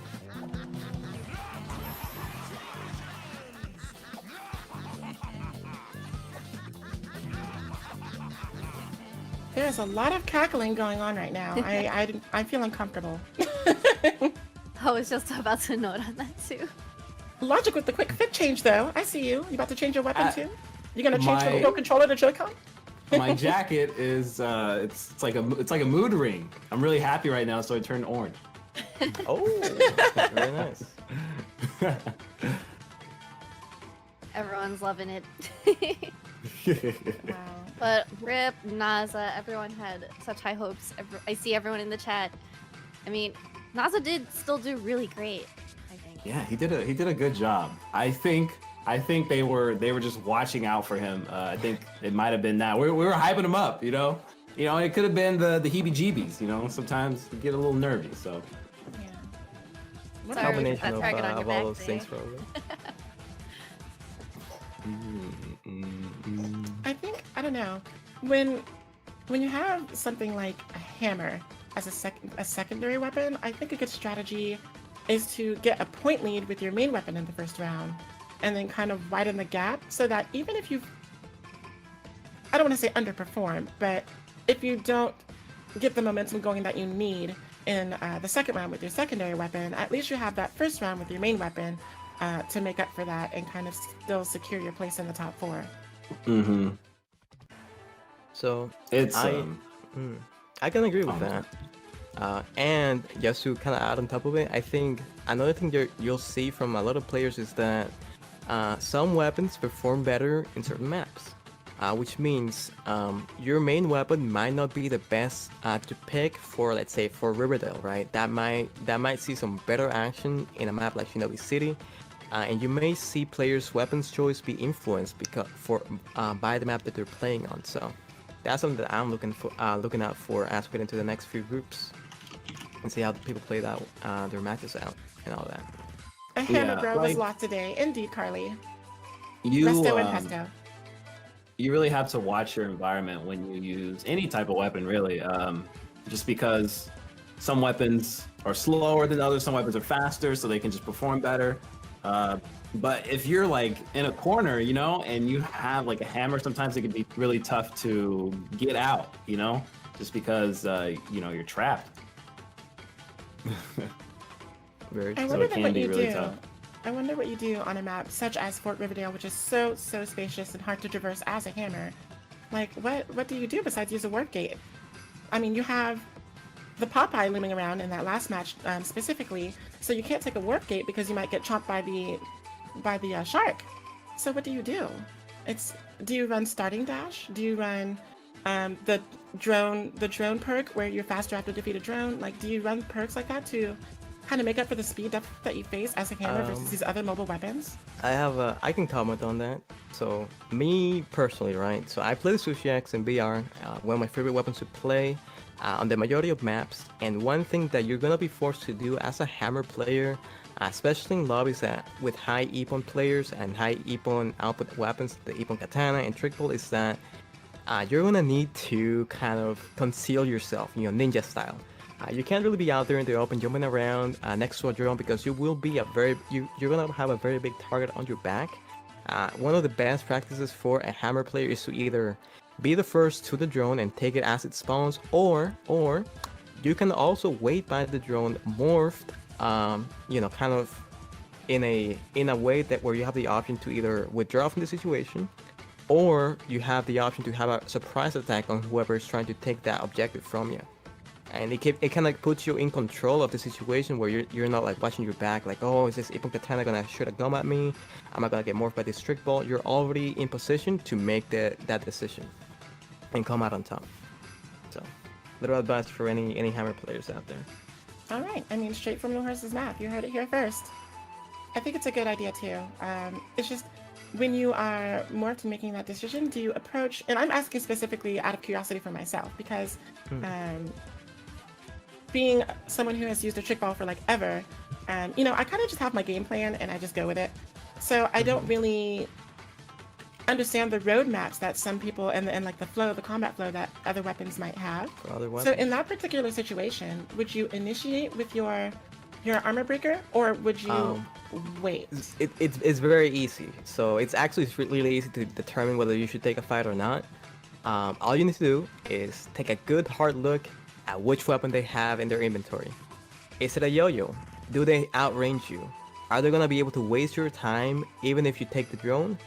Disengage, right? Like drop your semi. If you buy them, great. You can come back and get the drone or the kill, your choice. But if you're in a losing matchup and you know that the weapon has a very evident advantage over you, you're better off taking a look around the map and finding your next objective so you can keep things going. You don't want to be held back by a fight that may or may not go in your favor. You know, it's all about that consistency. So. Cool. All right, we've got the points, the points for Group C here. We've got Happy Dino in first, DMK in second, Irie in third, JCP in fourth, Zephyr in fifth, Zephyr in sixth, Naza in seventh, and Rabbit in eighth. So Happy Dino, DMK, Ari, and JCP are going to be moving on to semifinal B brackets. How do we feel about that? So amazing. I mean, the early Dino play, or rather the early Popeye play, especially with those really clutch scroll. I don't know the official name of the ninjutsu, but you know the one I mean, the shark scroll. It was just so good. It secured a drone and an Ippon every time and allowed them to keep that comfortable lead, and basically you set it and forget it. So they already know they have that drone secured. They already know someone's going to walk into it, go find another objective, or go net another Ippon. So I think that really, that early first game kind of cemented their spot in the top four. But to take first place, and by a wide margin, it looks like too. Good stuff. Pretty comfortable first place for Happy Dino. Very interesting weapon pick. This is a player that played Popeye for the first game and Iron Noise for the second one. So definitely very happy to see Popeye and Iron Noise representation at this high level. And I'm excited to see how they perform in the next coming matches, since they are confirmed to play in the semifinals now. So. All right, we're gonna get ready to go into. Oh, I'm sorry. Go. You're good. Oh, I'm just saying we're getting ready to go into Group D, where you guys can go ahead and start your analyzing for that too. But you want to talk about the Popeye? But yeah, the Popeye, every time I see a Popeye, it's kind of amazing, mainly because it's not one of those weapons you really see all the time, and I don't think it's like a popular weapon at all. So when you do see it in action, you see people perform very well with it. It's nice to see. It's nice to see that variety, because I'm a guy. I play Ninjala, and I see Ippon Katana. I see a bunch of like trick balls all the time, and like hammers, but not like those hammers.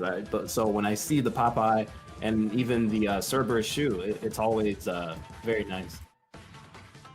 True. Yeah, I mean, so since you like the Popeye so much, Logic, let me just let you know that we're gonna have arguably the best Popeye player in North America. Very appropriately put into Group D, none other than DD Deadly. Just another D to add to his collection. Maybe even a W if they play their cards right. And given that the first map is going to be none other than for Riverdale, a map that we've already seen time and time again, all the way through Group A, now into Group C, that they can really perform given the opportunity. So I know all about DD Deadly, the 3 deadly Ds. Oh, this guy is insane. Go ahead. So when I hosted my tournament some time ago, I mean, he was just killing it. So I know exactly how this guy performs. And it's been so long since then, so I know he's only improved. Absolutely. And I also I've heard about the Fog Leo.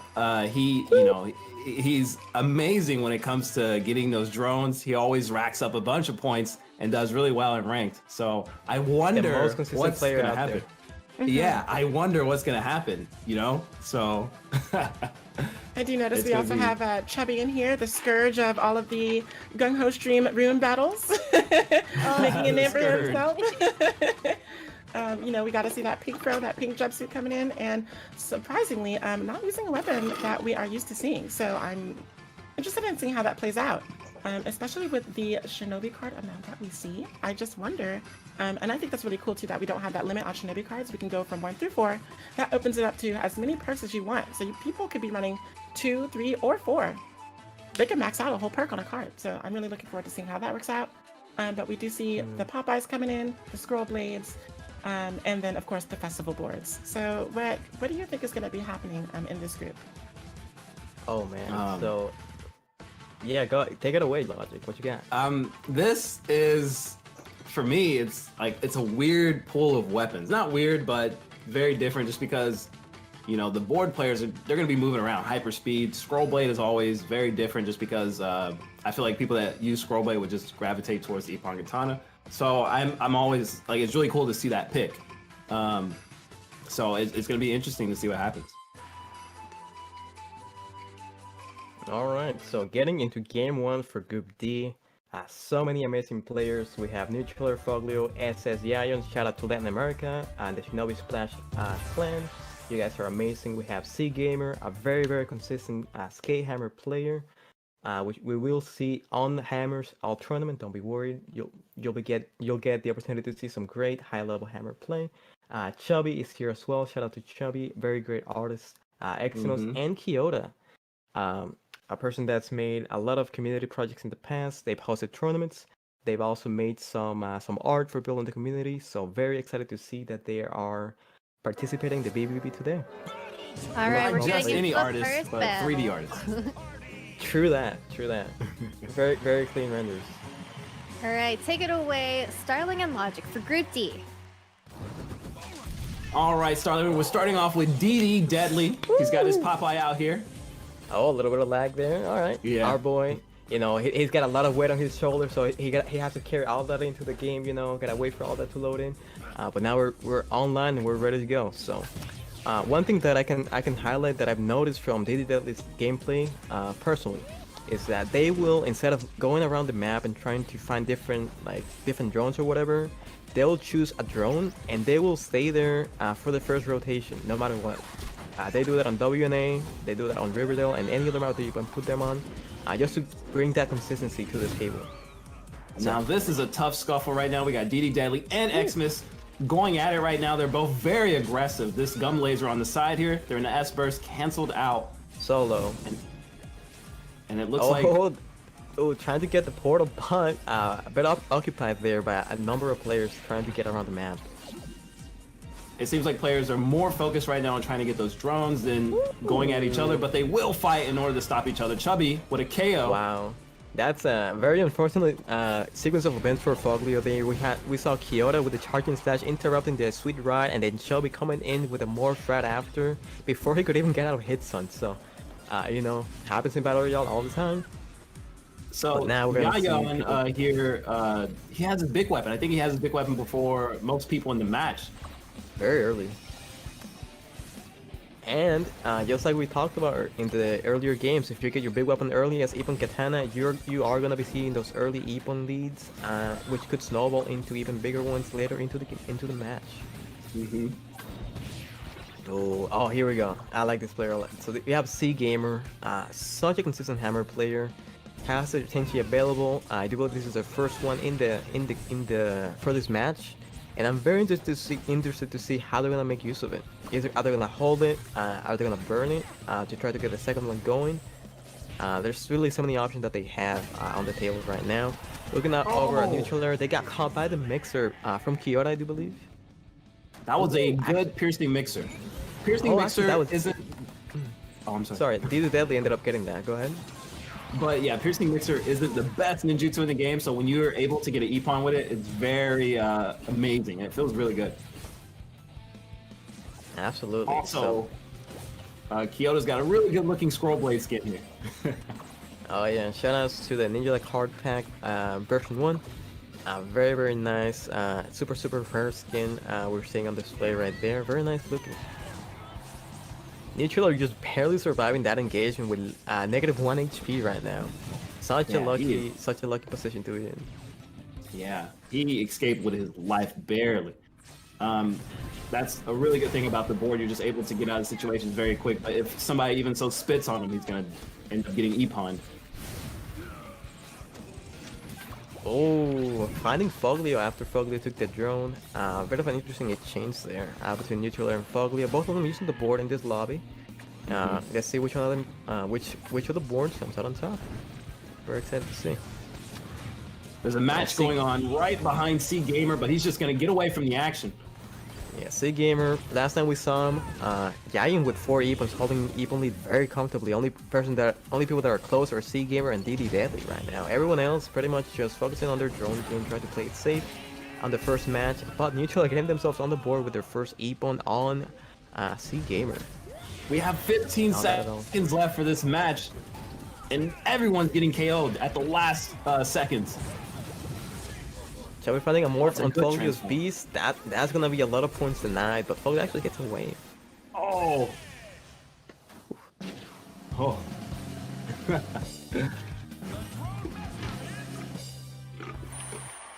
Foglio securing his drone master position. And Yayan with that Ippon master to boot. I am very, very surprised in these results, mainly because I always see this guy, Foglio, get 30,000 points. So to see him like just average out with everybody really puts into perspective how good people are boxing out drones and getting those Ippons and just keeping the score average. Absolutely. I mean, it's not easy to get drones in a lobby where you're not the only board and there's other weapons that are able to contest you efficiently. Like we saw time and time again, someone will get a drone, and then the next match you see, the second after they get that drone, they're instantly KO'd. But the other Born that was just happened to be looking at that exact same drone at the exact same time, and it's such a rough environment to be in. Mm-hmm. We're now going to see weapon changes from everybody. We see DD Deadly. He's going to the Cerberus. We got C Gamer switching to the Drill. A lot of just weapon changes taking place here. We're going to see how these guys perform in this next match with these new weapons. Then the Yayo, Leox in the chat saying, rooting for their boy, Yayon from Shinobi Splash. Very, very good performance. Excited to see how they played this Shinobi City match, opting for the surfboard for their second and last game of the set. The surfboard is it's a weird pick just for Battle Royale, and just because that it's hard to keep people in that potent poison. But if you could give them an incentive to stay in there somehow, be aggressive, then it could really pay off. Absolutely. I mean, it's one of those ninjutsus that you get it fast. You can use it in to get you out of a tough situation, and if you're patient and you find the right opportunity, you can get so much value. Like, literally the even potential is through the roof when it comes to the potent poison. Just have to give it to a reliable player that can make the best of it. So what do you think about Gum Ghost on this stage? Gum Ghost. So like, we already know that there's a lot of boxes and a lot of corners in Shinobi City. Oh, it looks delicious. And I'm sorry. So I could definitely see some great Gum Ghost plays. If you hard lock onto someone as they're going into that corner, where the small drone is, right in the corner of the map, you lock onto someone, you shoot your gum, they could get bound, before they can even see the ghost coming. So, this is a map where I could definitely see some great ghost plays coming out, for sure. Mm-hmm. Absolutely, just because it's going through the walls, and you can't watch your axes all, every single time, so eventually you might end up getting caught up. So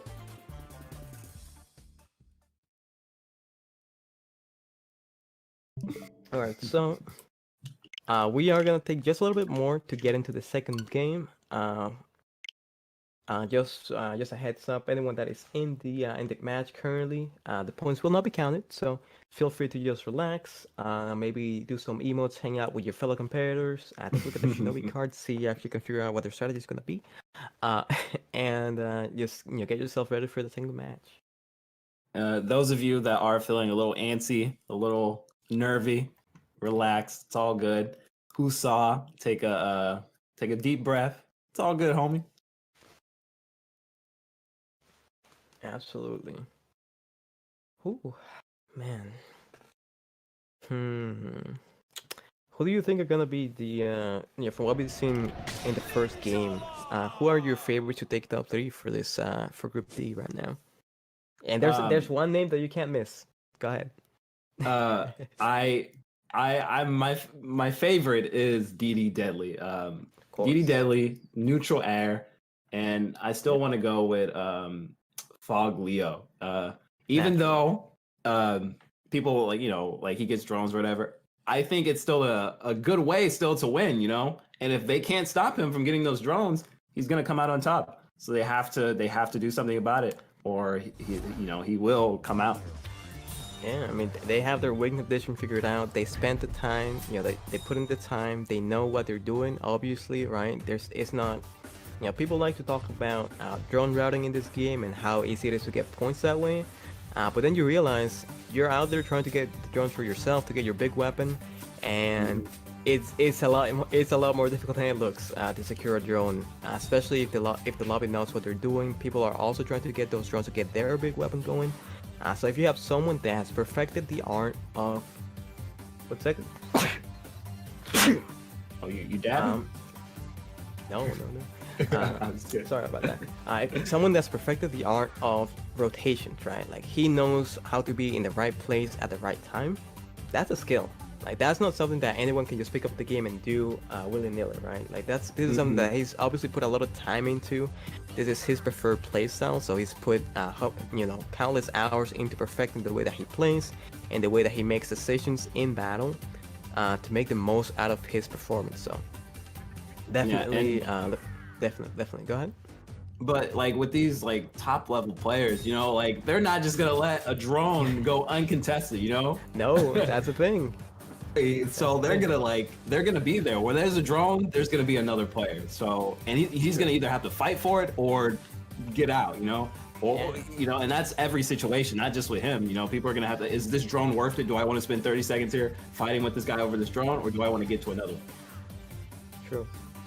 Yeah, I mean, at the end of the day, BR is all about your time management. Whether you are trying to get your drones or you're trying to finish off an EPON before someone else comes to third party, you have to be aware of your surroundings and be sure that you're able to do what you need to do in the time that you have allotted, right? That's all it is at the end of the day. It's a big old numbers game. Gotta be aware, gotta be ready. So. Oh. And speaking of being ready, DD Deadly, our very first contestant coming into the lobby with the Cerberus. So excited to see how they play this one out. The Cerberus, I feel like, is I want to call it the better Popeye, but I still think it's like personal preference. I like the way the Popeye looks, but I feel like the Cerberus has a better kit. I think you can make an argument for each weapon on different maps because they have such a similar kit. But those ninjutsus, man, and that gumshoe, it can really, you can probably get a lot more from it in tighter spaces, right? So compare getting a good value rocket in a place like Fort Riverdale versus getting a 3-piece rocket in the corner of Shinobi City because people love getting they're thrown in the corner so much, right? It's so hard to contest it all the time. I feel like you can definitely make an argument for each weapon on their respective best map and all that. Yeah.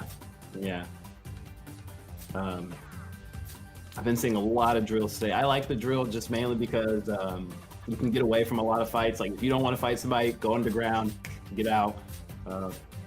It's always nice for that. Unless you get caught going down, then you could get messed up. But most of the time, you could just kind of get out.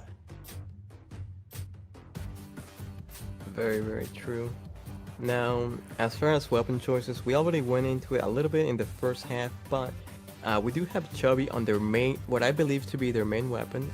Anytime I've seen Chubby in Ninjala, I've always seen them on the skate hammer. I feel like it's the most reliable tool that they have in their disposal. And I'm very excited to see how they play now that they're on their main. We have Foglio using an alternative to the festival board on the Camu Camu. Interesting. Do you think so, Logic? Let me ask you. Do you feel that which weapon do you think performs better on Shinobi City between the festival board and the Camu Camu? Festival board. Well, like, here's the thing. The Camu Camu play is really good, mainly because people are always going to be at those battle points. They're going to be at the pool, the drones, and maybe you could cast up your potent poison, or maybe you could throw out a gum ghost through a wall to get somebody. So there are those things, but I could also see the festival board being good because if you hit somebody with a Shinobi Beast in the corner and they hit the wall, they're done. They're not getting away. I mean, hey, Shinobi Beast, Shinobi City, those things do kind of go hand in hand a little bit there. So I see. I was waiting for that. I asked that question trying to set up that joke. I'm so sorry.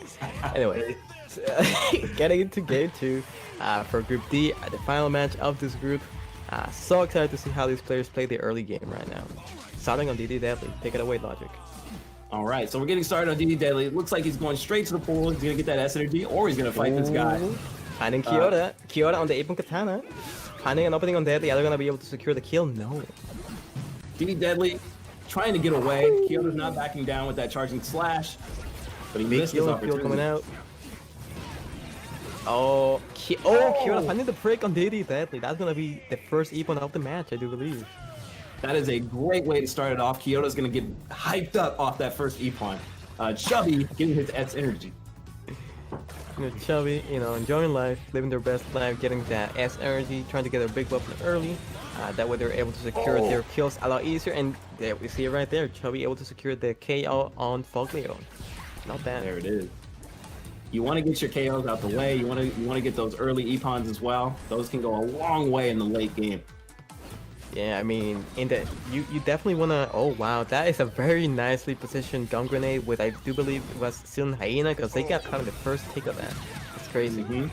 Oh, that is a good weapon break, which is gonna lead into a nice Epon.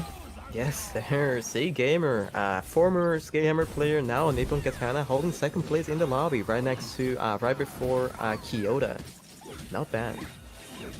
Getting a nice teleport on Deadly. That's gonna be another KO. Very, very nice, racking up the points right now. C Gamer really knowing how to bring in those KOs. He's got his tornado saved up, so I wonder when he's going to take the opportunity to use it. Looking at the health, seeing that could be a potential target on that board. Opting to take the jump from Foglio here, and they succeed. Foglio just getting out of there. Sometimes that's just the best decision. Getting a bit denied here. Big, Kyoto feeling himself this second game, getting so many Epons right now. He is very aggressive this game, Starling, more so than he was last He's going time. for everyone. Oh, and able to dodge the tension move from Chubby. Maybe able to get this KO if they play correctly. Oh, he's dangerous. He's being way too aggressive in that gum net. It's going to cost him. That's a big Epon for C Gamer here. On Chubby right there. Now we're gonna get to see Kyoto versus C Gamer in the corner, but he's gonna come out on top. It's a parry situation. Wrong. And C Gamer winning the parry and the Epon. Not bad. We got C Gamer right now in second place with 3,000 points. He's also being very aggressive on neutral air right now. That's gonna into a parry situation. He's gonna get Smart out. dash out from neutral air here. He's gonna go for that drone.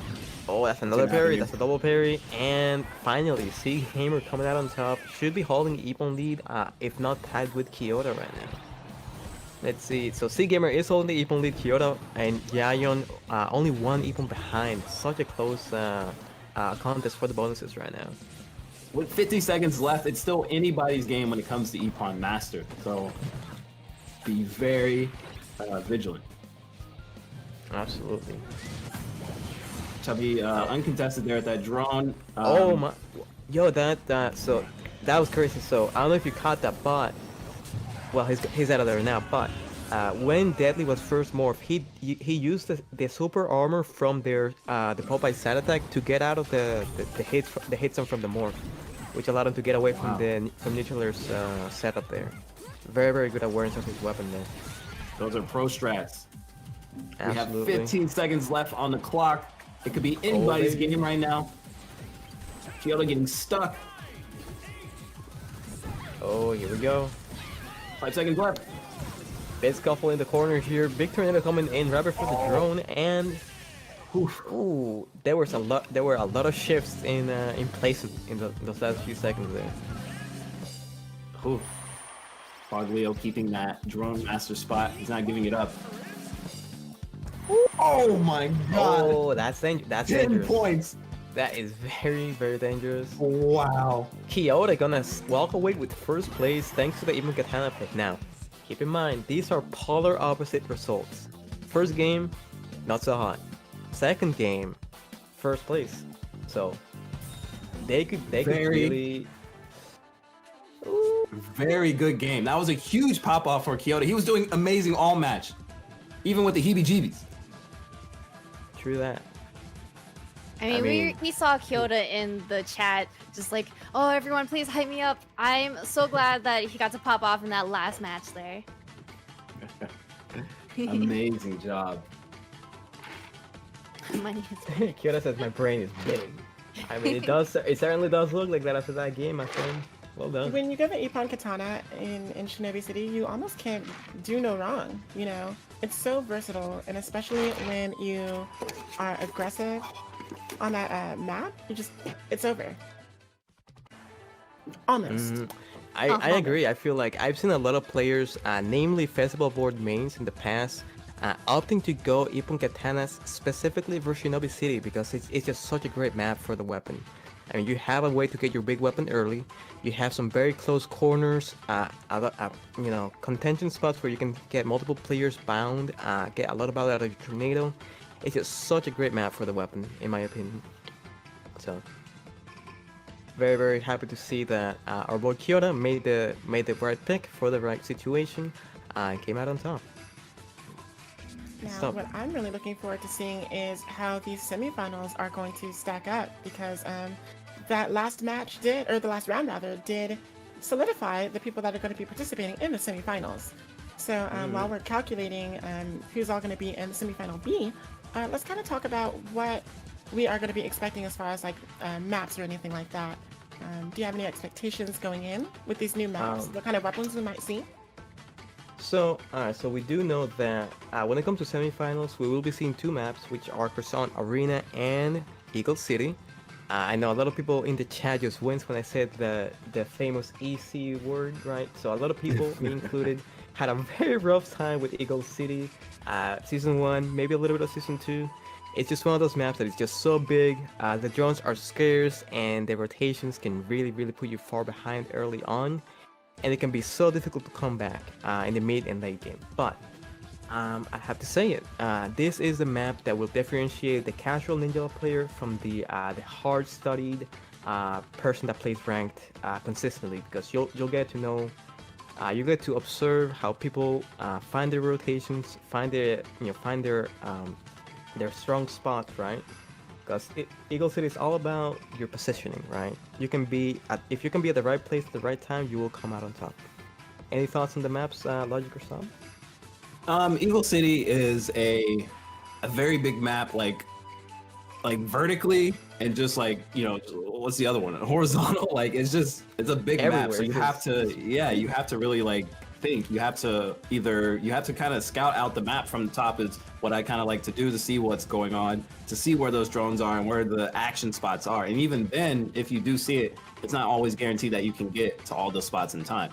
You really have to just know your spawns, know your rotations, like you were saying earlier, know your rotations, because that's going to be the only way you can sometimes get your big weapon, because you could get stuck on, you go to a spot, you don't get a drone, and you just don't end up, you end up just not getting any drones and not getting your big weapon the whole match, and that could be very detrimental. It's rough. It's not easy. Well, the thing that you have to keep in mind about Croissant Arena is that just like on Shinobi City and just like on Fort Riverdale, there are those spots that drones spawn where people tend to forget that they exist. So on Shinobi City, it's behind the buildings. On Fort Riverdale, it's below on the sewers, and then also above on the roofs. And then here, it's on that very top level where all the speakers are. So, I mean, everyone's always concerned about cycling that bottom like arcade hallway area and the turf. So people are going to have to be really conscious about that top level.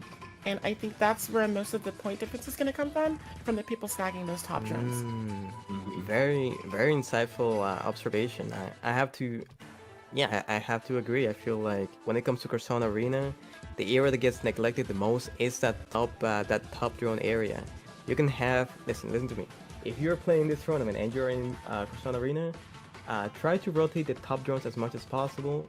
Not only are you not going to be as hotly contested, you're also going to get the opportunity to get your big weapon early. You're going to get yourself online and ready to go, and you're just going to have an overall better game. So, shout out to the top drone rotation. Oh. It's also a really good vantage point, you know what I mean? So.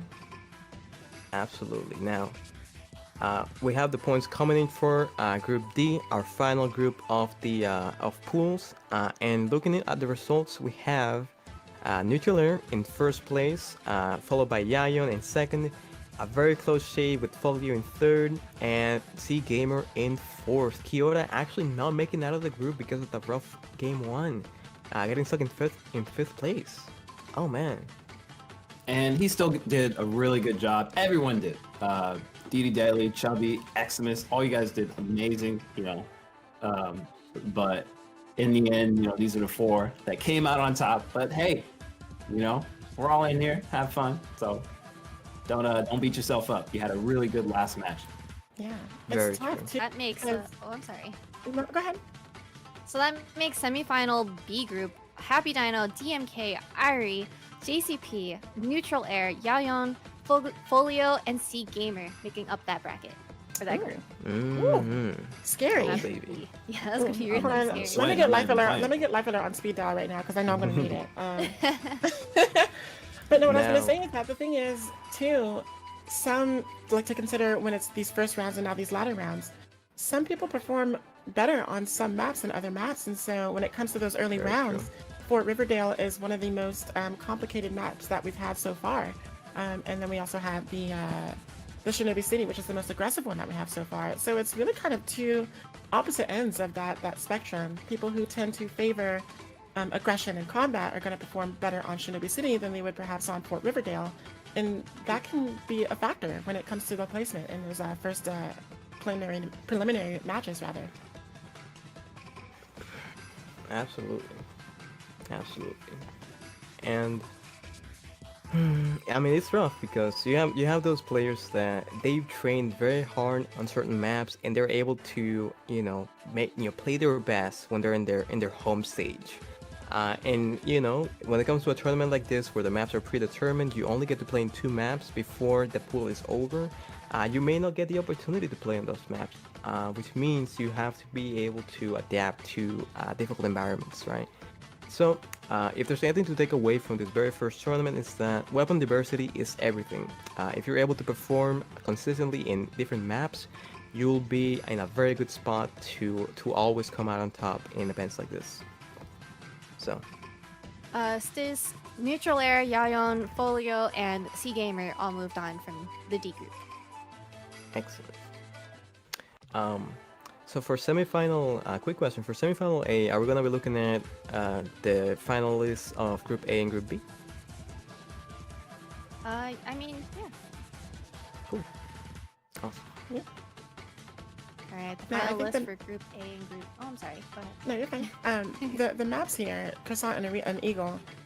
Eagle City is kind of like a middle ground map, WNA is the playground that everyone's familiar with, but I think the barrier for the skill ceiling of the game kind of hinges on Eagle City because it's the very first vertical map that we ever got, and so it was the one that trained all of the ninjas to kind of train their eye and their movement up and down rather than just horizontally across a flat map.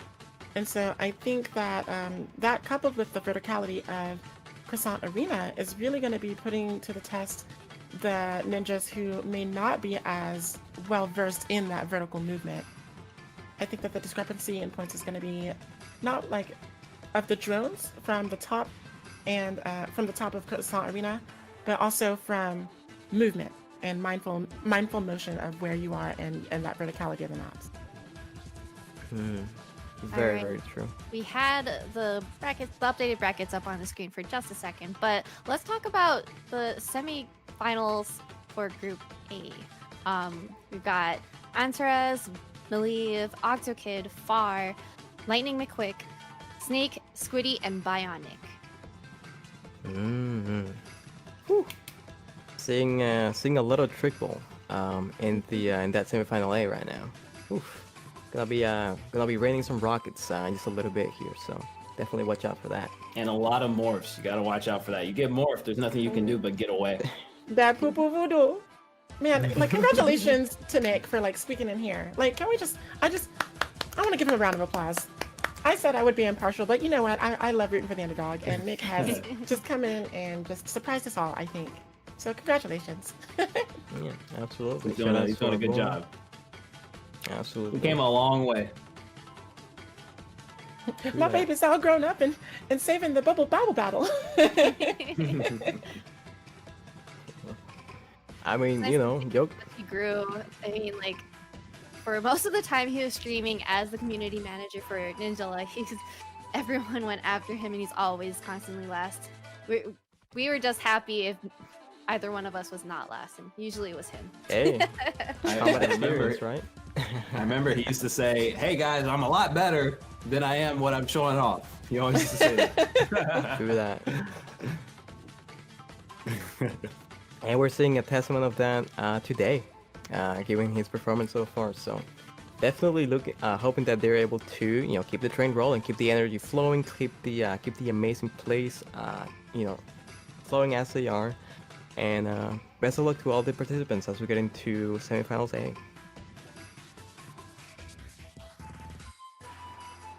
Sure. So now, another thing that I want to kind of bring people's attention to is that for semifinal A, we have two very, very high-profile Ippon katanas, which will be clashing several times. And speaking, of course, about McQuick and Antares. Both of these guys are so proficient. They know all the tech, they know all the information that you need to know for Ippon Katana, and the way that they display is just absolutely beautiful. So when I look at semifinals A, I'm looking at Antares, I'm looking at McQuick, and I'm also looking at players like Snake and of course Pharynx, right? They've been able to perform consistently, and I just can't wait to see how they perform when they're faced off against each other. Sub and Logic, do you guys have any players that you want to keep your eyes on for the semifinal A? Man, I gotta go with my man Bio Nick. You know, he's simply the best. Yeah. I'm biased, but in the same breath, I know McQuick is gonna go in there and he's not gonna take mess from anybody. You know, he's not gonna take mess from anybody. So it's gonna be a really exciting match. I have my eye on Snake. I have my eye on Snake. Mm-hmm. You got to. They'll get you by surprise if you don't. They're very good at that. They're gonna use that mellow alamo to serve you up with a side of coffee. Like, you gotta watch out. True. I mean, that. I think we should have our eyes on Malieve as well. True. She did really well in that first match, and I think she's going in. Wait, what is she going in with? Sorry, I'm gonna see it. Oh, excuse me. All right. So as we go into semifinals A, we're going to be going in with Starling and Sock. Cool. All right. All right. So we get to observe as people rotate the top side of the map and be really proud of them, right, Sob? I hope so. You know, as a trickball player, when I'm on teams, I kind of don't do the top drones. I do like the bottom drones. So it's going to be really interesting for me as a person who cycles the bottom to see how often and how cognizant people are going to be once they start spawning at 165. So people have to be really aware of that spawn time coming to to that top level. Well, so yeah. well, when it comes to Battle Royale, the top drones are always available. That's definitely the big thing. So oftentimes, if you go down and you look at the minimap, which is the biggest feature of Persona Arena, you can see where all the drones are at any moment. You can always see those 2 or 3 drones spawning the top area, so looking out for that for sure. Yeah. I just wonder who has time to just stop and yes, the mall, look at the frame, and see where all the drones are. People are going to be sneaking up on you. You got to be careful. Use that ninja sense to your advantage. And the early game, very good for recon. Definitely want to use that time when there's nothing really going on to get as much information as you can. McQuick almost getting an opening on Squiddy there, looking to get himself an early KO to kick things off here. Oh no, poor Bionic getting Ippon by Snake just at that last camera swipe there. But we do see Fair on the festival board here, building up the trickery, and a large conflict about to boil for this drone, which disappears in an instant. Let's see if anyone can net an Ippon though and take advantage of all of the people.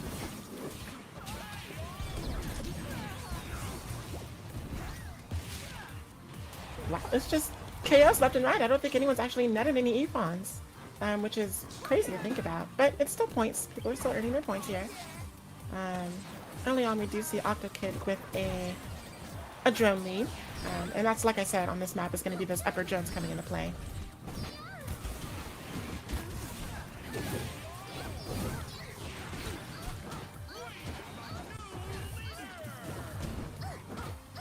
Oh, Far getting a little fancy with that combo there. My goodness.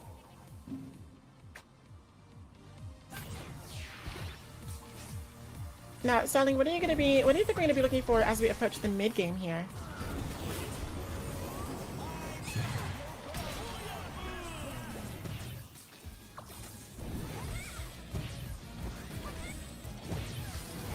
Oh, did we lose Starling? I think we might have. I just thought he looked really pensive for a second. I was just like, he's really deep in thought. Yeah. But no worries here. We are entering the latter half of the map. Oh, no. While we wait for Starling to come back, we'll bring in Logic for some live gameplay here. But yeah, look at all those people going on.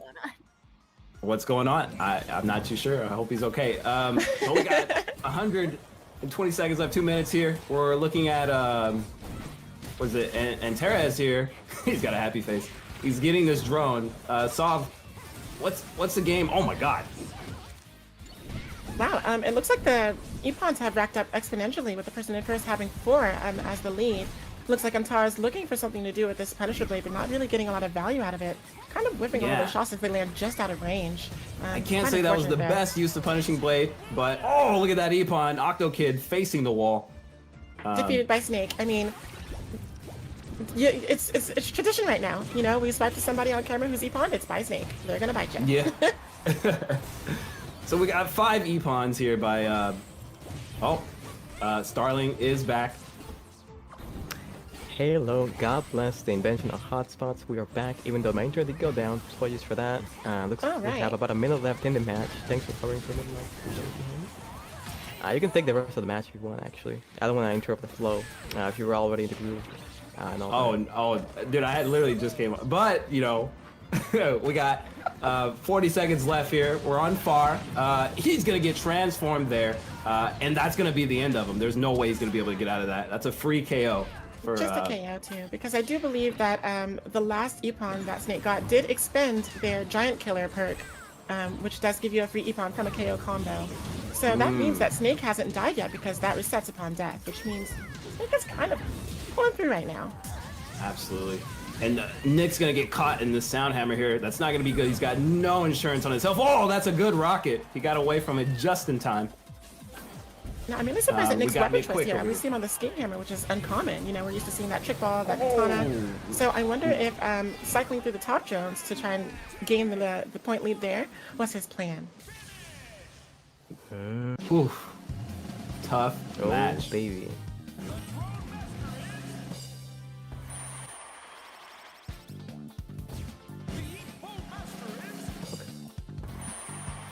Alright, so all in all, I think that that bottom one where Nick had the drone master, that I feel that was a spectator thing, but every other bonus I think was pretty accurate. All right. Yes, well. I don't think we saw the points go up after the bonus there. So, well, all in all, yeah, go ahead, take it away. All right. I was just gonna say, you know, Snake was the one to keep an eye out for, and that mellow, especially on Croissant Arena, is actually preferred as to use over the trick ball because the rocket has so far to travel. It's such a large map, but with the Tenchi, you could just come in and snap someone up, and delete any amount of people as long as you plan it right. So you can get in, you can get out, you know, keep things rolling, right? It's all about, you know, keeping your momentum. And speaking of momentum, a map that a lot of players, I'm very much looking forward to see how people play on this map. You know, that map being Eagle City, and now all of a sudden we're seeing all the trick balls coming out, right? We see McQuick on the trickle, we see Nick on the trickle, Pharynx on the trickle as well. And why are they all picking trickle, you might be asking? Very simple fact, McQuick actually switched the skateboard there, but the big thing with triple on this map, even Snake, going to the triple for this map, which makes sense, but the big thing about triple on Eagle City is that drones are so scarce. People will fight with 3 or 4 people just to get one drone, and you are really able to get incredible value from your nukes here in this map, whether that be on the high rises, whether that be under the bridge, on the bridge, or up top. You have so many different options and so many different spots where you can camouflage your rockets and get incredible value and absolutely swing games in your favor using the Triple's Fujiyama rocket. Sub, any observations on this Eagle City as the map pick? I mean, as a trick ball main, you have it exactly right. Like, I love using Fujiyama rocket. People are always contesting those drones. It's easy to get 2-3 Epons at once. It's a little different for Battle Royale because we do have those outer drones, which are the forgotten drones of this map. So I'm really going to be looking to see who's going to be rotating top, under, and outward.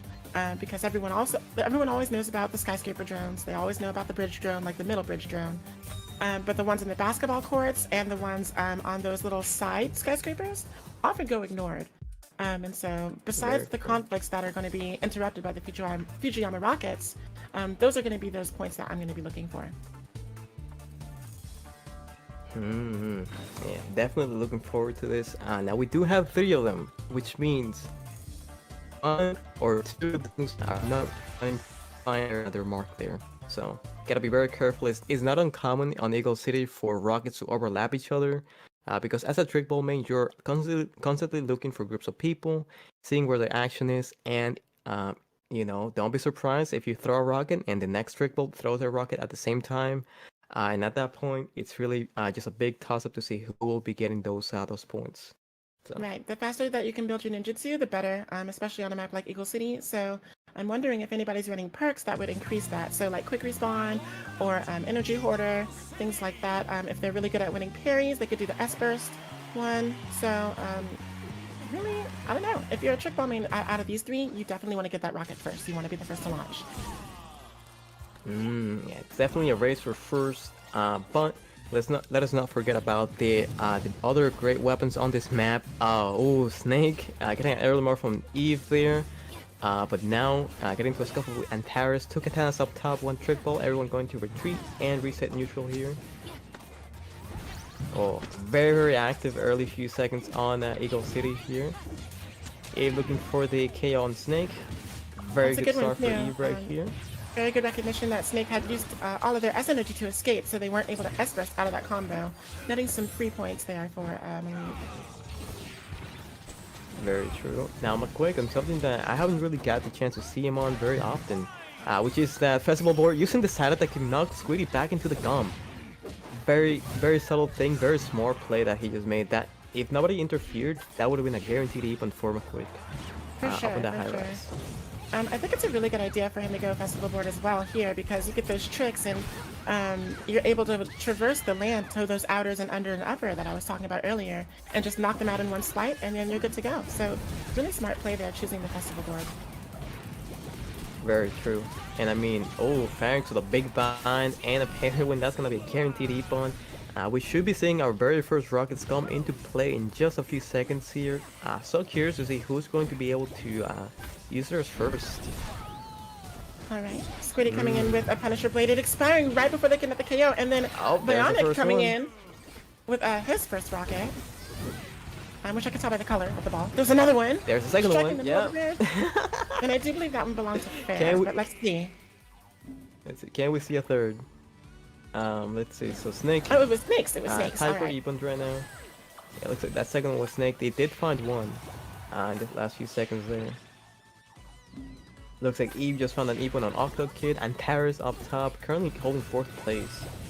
Looking to get some action going. So many people. Imagine a rocket right there. I was just about to say the same exact thing. Like, could you imagine? See, you do want to be the first to get the rocket, but also you might want to save it for those opportunities where everyone's just bunched up like that.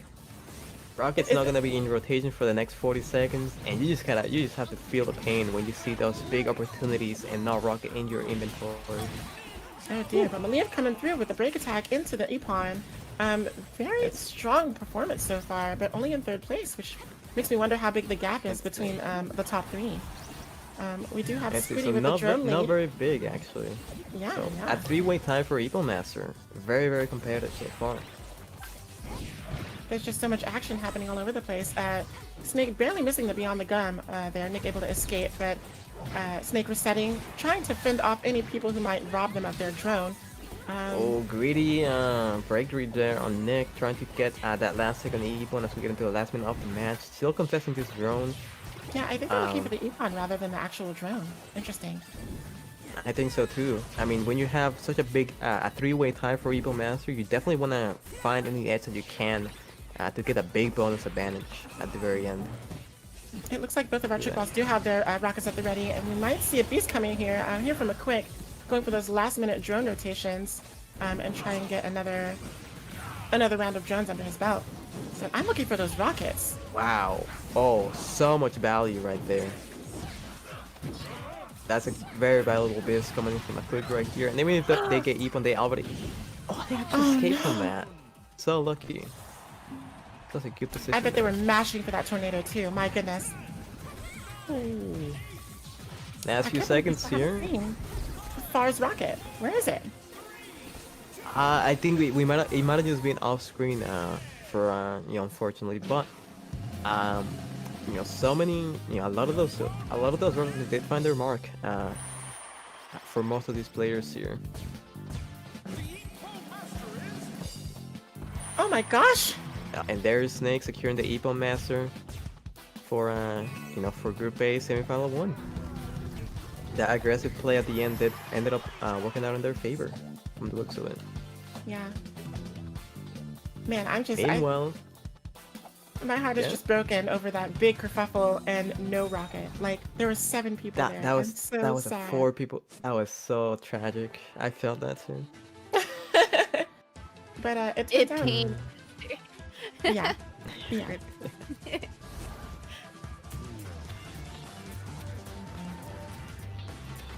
We're back. All 4 of us. Let's go. Hey guys. So how are that you guys would playing be with the the tournament end so of far? the Everyone have semifinal. That's the end of semifinal round A, correct? Yes. So the people that are going to be responsible for moving on to the grand finals are going to be determined now, and I'm really excited to see, especially with how different those 2 matches were, who advances, because it doesn't seem like there was one clear-cut person. I guess beyond Snake, honestly, but it seemed like pretty middling, especially for that second round. So what do you think? What are you thinking? Our first batch of 4. It's going to be, at least for me, right? Watching these players' performance, I'm expecting Snake. I'm expecting McQuick. And I'm also expecting, some surprises. I really want to see these players come out and really bring their best to grand finals. I want to see players that we haven't maybe not really heard of before this tournament make their way into grand finals and make a name for themselves in the community. Mm-hmm. Yeah. Whoever comes out on top of this BBB is they're just gonna be that person that everybody's gonna try to Just that guy. He is that guy. yeah, he's gonna have that title, and like this is the first tournament ever, so this is like it's kind of big, you wanna be able to have that title, so a lot of people are gonna be pushing and gunning for it. Right, the inaugural Bubble. That is so hard to say. Bubble battle. We did that on purpose, but even I mess up with that bubble bobble battle. Yeah, battle. dude, my tongue was about to fall off like saying that. And I think you're right too, Madeline, about Malieve, because that last match on Eagle City, they were just going. They were going. That Evil Katana is scary. Got Believe some in the Malie- league. Yeah, Oh we my got God, some I love Malie that. fans in the chat, and I'm so Believe glad in of that. the I'm league. going to actually check her out after this. I feel really bad I didn't know about her before, but now she's making a name for herself, and everyone should go check her out since she streams Ninjala as well. So Hey, let's go. Yeah, I think all of us too are Ninjala streamers as well, which is really fun to have us just all here in this community. Like, not even just the Ninjala community, but in the content creation community. Just at the same table. It's fun. It's good. I like it. yeah, I guess this would be a good midpoint to plug you guys. We'll also plug you guys at the end, but all of you guys here checking out all of these Ninjala battles, make sure you check out Logic Motion, Starling, and Sovereign Sid on their streams and their YouTubes. Check out all of their Ninjala content and other content too. Like, we're not gonna discriminate and say, no, you can only stream Ninjala. I know we all consume different games. Yeah, Absolutely. Ninjala is a cool game. I didn't know anything about it though until last year. I had no idea. I saw the beta, tried to get in the beta. The game was like, no way, homie, you're not getting in. So I had to wait till the actual release date, and I think I barely got in on that, but it was still like very fun. It's the first time I've ever gone out of my way to actually like make videos and do something other than just like streaming and whatnot. So it is kind of like it's just cool. It's cool. It's different. So I really like it. What about Yeah. you, Star? I'm the same way. Oh, sorry. Bro, Go ahead. so I mean, I can relate. So Ninjala for me, it was that game, right? It's a game that really got me out there to, really got me out of my comfort zone where I started streaming where I had never streamed before. I started as a Ninjala streamer, and I built everything that I have. I built from there. I've been, Ninja has been with me from the beginning, and I'm so grateful that I'm getting the opportunity to commentate in this tournament. It's like a dream come true, absolutely. And I'm really just looking forward to where the future may take us with Ninja and tournaments and just the game in general. So many possibilities and so much potential, man. It's crazy. What about you, Sav? What's your story, Well, Sub? I mean, I kind of went over it in the highlight, but for those who hadn't had an opportunity to check that feature out yet, which I'm looking forward to so many other of our ambassadors being featured there because it's so much fun to be interviewed for it. I actually missed when it was announced at the whatever convention that was. I can't remember if it was like PAX or something. But then I saw like a trailer for it during like a Nintendo Direct, and I was like, oh, okay, well, I'm automatically about this, and I want everything to do with it, and I need everything about it right now. So they did the exclusive Ninja Club, and I got into both of those. Well, the first one, getting into it, is kind of playing the game, right? And I just fell in love from the beginning. And to have the opportunity, like Starling said, to commentate the very first North American tournament is just such an honor. And it's just been a whole crazy journey. I'm so grateful. Oh, baby. Mhm. Yeah. Started from the bottom, Great now we're experience. here. True that. And this is gonna be Yeah. game. That's how we all feel. That's it. Mhm. Now we have, fellas, ladies, we have the results for our semifinal A. In first place, I don't know if any of you guys want to take that, go through the results. I know Madeline and I have already done that a couple of times. I don't know if Logic or maybe Saw want to take this I one. got you. So we Yeah, got I can do it. Squiddy here, and Squiddy with 13,000, Snake with 12,000, Octo Kid with 10,000, and Terez with 9,000. Those are going to be the four that are moving up. Far, McQuick, Believe and Believe, Bionic, all you guys did amazing still. Don't sell yourself short. It's honestly really hard to even make it this far. So Yeah. you did an awesome job.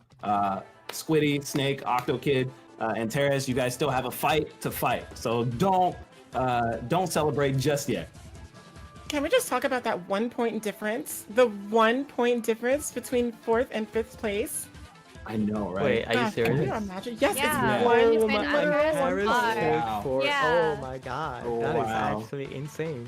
Could you? What Gosh, an I would odd. hate to be- That is an S energy orb. That's like a whack of the drone, dude. Dude, Oh my. that's like just throwing your gum launcher at somebody, bro. Holy, I didn't even see that, dude. Could you My imagine? goodness. That is. I bet you'll pick up spicy right every there. S energy orb now, huh? Yeah, man. I mean, I see. You bring up a great point because I've seen so many people in the last few seconds. Like, there's nobody near them. There's S energy orbs, and they're just jumping around. I'm like, bro, they're right there. I see if you just get them. It's like 3 seconds left in the match. But definitely it does come down to the wire when it comes to these matches. Oh, I can't believe it was that close. That's crazy. Oof. All right, we're getting our semifinals B up and ready. We're actually going to let Starling and Logic do that first round, and then we'll go into for the last battle of semi B. We're going to have Sav and Logic. Sure thing. Okay. That's good. I am awesome with that. Since Oh. Starling got disconnected in that first battle. Yeah. Still on the hotspot, by the way. Internet has not come back. But Oh, we're no. we're still here. We're still running. We're gonna see it through.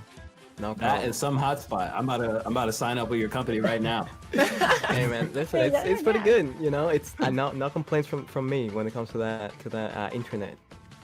I just want to see somebody make an emote for your channel out of the face you were making when you're frozen, just that. We thought Which you were one? just Which one? Wait, what do you mean? deep in thought when you froze. You're just Yeah, you were like a statue, like the. No, like, I asked you a question. I asked you a question. It was just like, Can somebody please tweet me that? I would love to. We'll try and clip it curious after now. this. Cool. Yeah. Oh, bro, that's fun. Maliv, thank you for playing. I am really glad I got to see you play. We're definitely going to be checking you out more, and I would love to see you in more of our events going forward. Absolutely. yeah, we need a new Believe in scourge. Maliv. We need a new And, scourge. and I'm stealing your phrase. Believe and believe. I'm gonna give me a shirt. Right That here. is so so good. I love We're that. new, we're new Believe- Maliv fans. If we don't Believe see you in the next Maliv. tournament, my heart's gonna be broken. Yeah.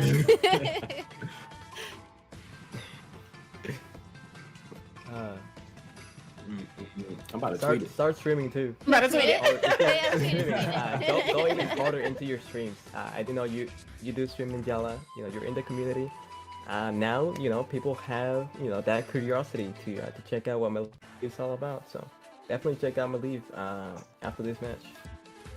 All right, semifinal B. We're Awesome. gonna go in with Logic and Starling. All right, Starling. Oh baby, here we go, Logic. We The got a last tough one on our semifinal hands. of the day. Woo, a tough cookie. Let's see who we I'm got. sweating. Oh no, dude, my hearts are gonna be broken. There are more than 4 people that I want to move on, and I know that more than 4 people are not gonna be able to move on, and I don't know if my heart's ready.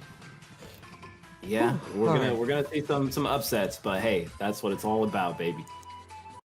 Yeah, I mean, wouldn't be the first time. I already have a lot of great contenders in the grand finals. Let's see if we can get our last 4. Got course, JCP, starting things off. Foglio, Adi, Neutral Air, Yayo, Hype 'em up, hype 'em DMK, Mhm. C Yes, Game. sir. Let's do it. Let's go. All right. So starting things off, we're gonna be starting things off on who we started in the first game of the first group of the day. Happy Dino, with a very different weapon pick this time around. Actually opting for the scroll blade. Have no data on it. Very curious to see how they perform with it. JCP's gonna take that drone uncontested. No trouble at all. He's looking around for another drone. It seems like players are passing each other up. They're not really worried about each other right now. They're just trying to get their big weapon. Oh Um, well. Ari wants something to say about that. Actually trying to get something going against JCP. JCP winning the parry. Are they gonna be able to secure this? The morph should seal this unless someone interrupts. And that is the huge. Epon. That's so big. Oh my god. Getting an early Epon before 120 seconds, it's so big. You're gonna be holding that for the rest of the game. Where it starts for JCP off to a great start. He's in first place. He's headed to the next drone. This could be another one for JCP. Oh, big dash up from neutral air here, gonna secure that they stay alive and stay on rotation for the first few rotations of the game. We're gonna be seeing our very first ninjutsus come online in just a little bit here. Foglio just got their Shinobi Beast, and they could get a 2-piece if they play it right here. Actually holding it. Ooh, not bad. Getting a Seems like KO. Foglio's gonna get away. He's gonna look for his next drone. He's out of there. We also have Adi here, very aggressive player. I like his gun bottle. Yeah, it looks like they have the new Shinobi card on right now. If you notice, the little spark whenever they pick up energy orbs there. Yeah. It seems like a lot of players don't really want to waste their time hitting drones. They just want to knock it quick and get the S energy. They're using their ninjutsus on drones, which is smart. But you just want to make sure you get good usage and good epons out of your ninjutsu. Absolutely, you are always looking for that value. Currently, JCP holding tied for Epon Master along with C Gamer. That early Epon man doing wonders right now. I would not be surprised if JCP ends up taking or tying Epon Master at the end of the game. Oh, that's a tragic That is tension. really miss. unfortunate for DMK. That is a wasted ninjutsu. You really have to get those epons with Tenchi Muyo. Oh, big combo from Foglio. Actually getting a Shinobi Beast combo with a wall splat. Foglio telling everybody, hey, I'm not just good at getting drones, I'm good at smacking you up too. Hey, I know. Listen, I play festival board, right? I know what the combos are, baby. I know what the deal is. Very good stuff right there. This is gonna be a fourth party from this Oh group wow! all together. I know someone wants to have a rocket right here, but oh, The only person that does is gonna get Epon into the wall. And I mean, let me just ask you, Lodge, compared to the first few seconds of the match, how different does this top 10 look right now? Or like top 3? So, I mean, players are engaging more, so the score is fluctuating so much more than it was at the beginning. And with these last like 35 seconds left, it really is anybody's game. Absolutely. Now we see Yayan getting a nice ban on Happy Dino here, trying to get something going in the last few seconds. Are they going to be able to get the point output that they need to stay in the top 4 for the first game? Meanwhile, DMK, they managed to final Tenchi Muyo in and get themselves on the board. 3 Epons is the Epon count to beat right now. As we get into the last 10 seconds of the match, players are rushing around trying to get something going, trying to get 5 some seconds. nice value. DMK might get the Tenchi here, and they do. And it's gonna count too. Oh, that's huge. That might just put them where they need to be for this next game. As you can see, the average for this match is 4,000. Everybody seems to be in that average. Oh, that's dangerous. Oh, Happy Dino, man. Gonna come in and steal 4th place thanks to the Eco Master. Very good. that was a very close match. It started off so much different than where it ended. It was no one really could have predicted that. There was, yeah, I agree 100%. There was so much movement in as far as the leaderboard. People were making a lot of different, trying to make different moves, trying to get something going because this is a semifinal. You want to get your best performance in before grand finals comes around. So, we may be seeing a return to form coming up from Foglio. Are you seeing what I'm seeing? What did he switch to? That would be the Sushi Axe, the tried and true. What most people have seen him, have known him for since season 1, 2, and 3. That's gonna be tough for other competitors. A weapon that you main is so much different than an alternative weapon, even if you're still good with that weapon. But a main weapon is oof. Yeah, I mean, I'm definitely wanting to keep an eye on Foglio for this Eagle City match. I know the majority of people, Logic, I mean, you will struggle to rotate in Eagle City, but if you have a kit that is focused on on those rotations, like the Sushi X can have, with that discerning eye, being able to see under the bridge, across, see what's available, I feel like that's gonna be the thing that's gonna give you an edge in a map like this. I agree wholeheartedly. But one thing as well, is discerning eye going to be the key factor in this map, or is just knowing your rotations, when those spawns happen? Which one is going to be able to come out on top? It's just like, it's what separates like a great player from being the best, it's those little small things. Absolutely. And I mean, we're seeing half of the player, people know what the deal is. Half of the players in this lobby are opting for the Sushi X pick. C-Gamer, of course, with the Skate Hammer alternative, since that is their main weapon, going to be able to perform just fine. But it is really evident what the game plan is for many of these players going into the semifinal Eagle City game, the last match of semifinal B. It's gonna be rough, man. I can't look. I can't. So tell me, Starling. I don't do ranked as much as everybody else. So what is the Sushi Axe pick? When I see the Sushi Axe on Eagle City, I see it as like you're gonna be moving slow around the map. But I don't play ranked that often. So what's the dealio? Sushi Axe on Eagle City. I mean, there should be a whole article written about this thing, man. Because what Sushi Axe allows you to do on Eagle City in particular is when you have the tools, right? So you have the grenade, which is such a passive ninjutsu. You can throw it out uncommittedly with no commitment, and you can be able to bind someone and secure an Ippon, and this is what you'll see a lot more of in this match, I'm sure. People are gonna be bound next to a drone while the Sushi Axe continues their rotation and completely ignores the player. It's gonna be bizarre, but it's gonna be efficient nonetheless. So Yeah. also, was Sub going to comment this the second one? I thought it was Sub and Logic for the second one. Was it? 1 second, please. No worries. Anyway, so jumping into game 2 for semifinals B, last game of the semifinals bracket here. Starting off on Happy Dino. Throwing out those gun lasers, that's really good for just kind of sealing down a point and making someone just not want to cross you. He's going to go down below, maybe look for some drones. He's going to Actually, the ignoring outer area. Looks like they're gonna be looking to maybe bait the people that might be going under that bridge drone, and they do use that bait a neutral over there. Oh, already getting Epon. Let's see, JCP getting Epon by Airy right here. Airy getting themselves on the board with an early Epon. So many people pound in the middle.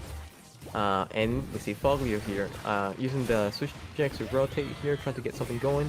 But Neutraler with the Mallow gonna be able to interrupt. Perfect weapon pick right now. And you can see that, like, you know, Foglio was there first and he didn't even end up getting that, you know? Yeah, I mean, you know, it comes back to that situation where if you're a hammer player and you see these mellows, you see these ranged weapons contesting you. I mean, at the end of the day, it's gonna be a big old waste of time. And there we go. We see Foglio falling to yet another trick ball there, putting them in a very tough situation since they will be off rotation for much of this. The rest Oh, of the map. good Tenchi Muyo. Neutraler with the Tenchi in the high rise here. Gonna get a very comfortable no, he's not Epon for gonna be able to- JCP. JCP calling right back with an Epon of their own. Wondering how the Epon leads are looking right now. Punching Blade all night from Yayan here, looking to get some value in the last few frames of the ninjutsu. Oh, but JCP gonna find one on Yayan. That's gonna be 2 in a row for JCP right now. Not That's a bad. good Shinobi beast. Yeah, getting some great value out of their ninjutsu, and here's the thing, right? So you do have 4 hammers, looking for drone rotations on Eagle City, which is already very scarce on drones. I mean, 1 or 2 or more of the sushi axes will be falling behind, and it's very clear to see here. It's so hard to get those drones because the hammer takes it down so quick. You see, if someone's there first, you're not gonna be able to get it in time. It's gonna be really hard for everybody. Oh no, that's gonna be an Epon for Yayo. That's gonna be a big one. I think Yayan should be tied for Epon right now. Oh my god, that is so much potential here. Someone just got 3 KOs thanks to that. Putting to semi here. But Yayan able to secure the Epon. Yayo taking the first place spot. Yeah. Would not be surprised if they have big Shinobi Beast play coming in. Would not be surprised if they're the current holder of the Epon Master in this game. Ooh. Bit of attention miss there from neutral air, but looking to get some more action going. And he's morphed. He's not gonna be able to do anything, especially in the corner like that. Tough. Big Epon here. So looking at the Epons, looks like JCP is currently holding the Epon lead, trailed by Yayan, only 1 behind right now. So definitely gonna be a race to the top between those two. As far as Epon Master is concerned, in a very good spot right now. We have 30 seconds, 25 seconds left in the match. And it's really starting to call themselves back into the game. Hold up. Yeah. Even with almost 4,000 points, JCP is still in 7th.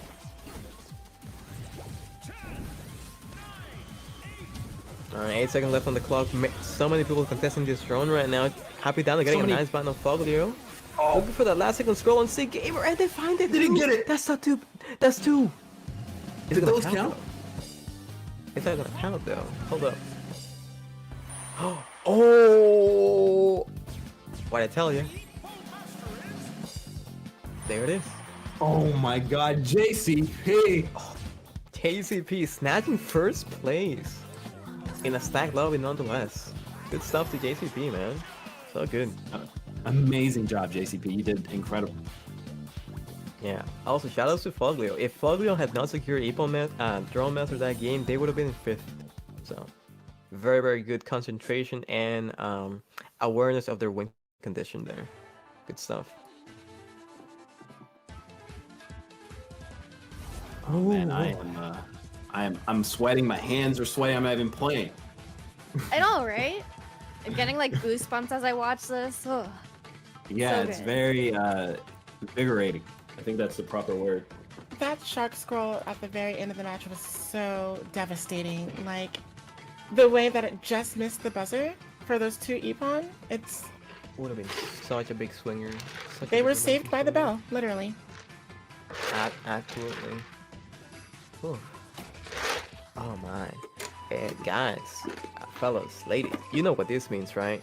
We just completed our very last semi-final match, which is gonna be taking us straight into our grand final territory. I'm getting goosebumps. Now, yeah, this is gonna be one heck of a grand finals. I am looking forward to all the players that made it this far, and everyone that made it to the semifinals as well. Shout out to you guys. You guys put in the work, put in the effort, and you made it incredibly far. Now I just can't wait to see the players that made it in. It's gonna be nice. Man, I mean, it's everything on the line here. Those prizes are nothing to shake a stick at, you know.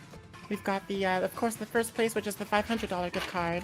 The $300 gift card for second place, the $150 for third, $50 for fourth, and the honorary top 8 Gumshoe t-shirt, which is still a highly desirable item despite not being money.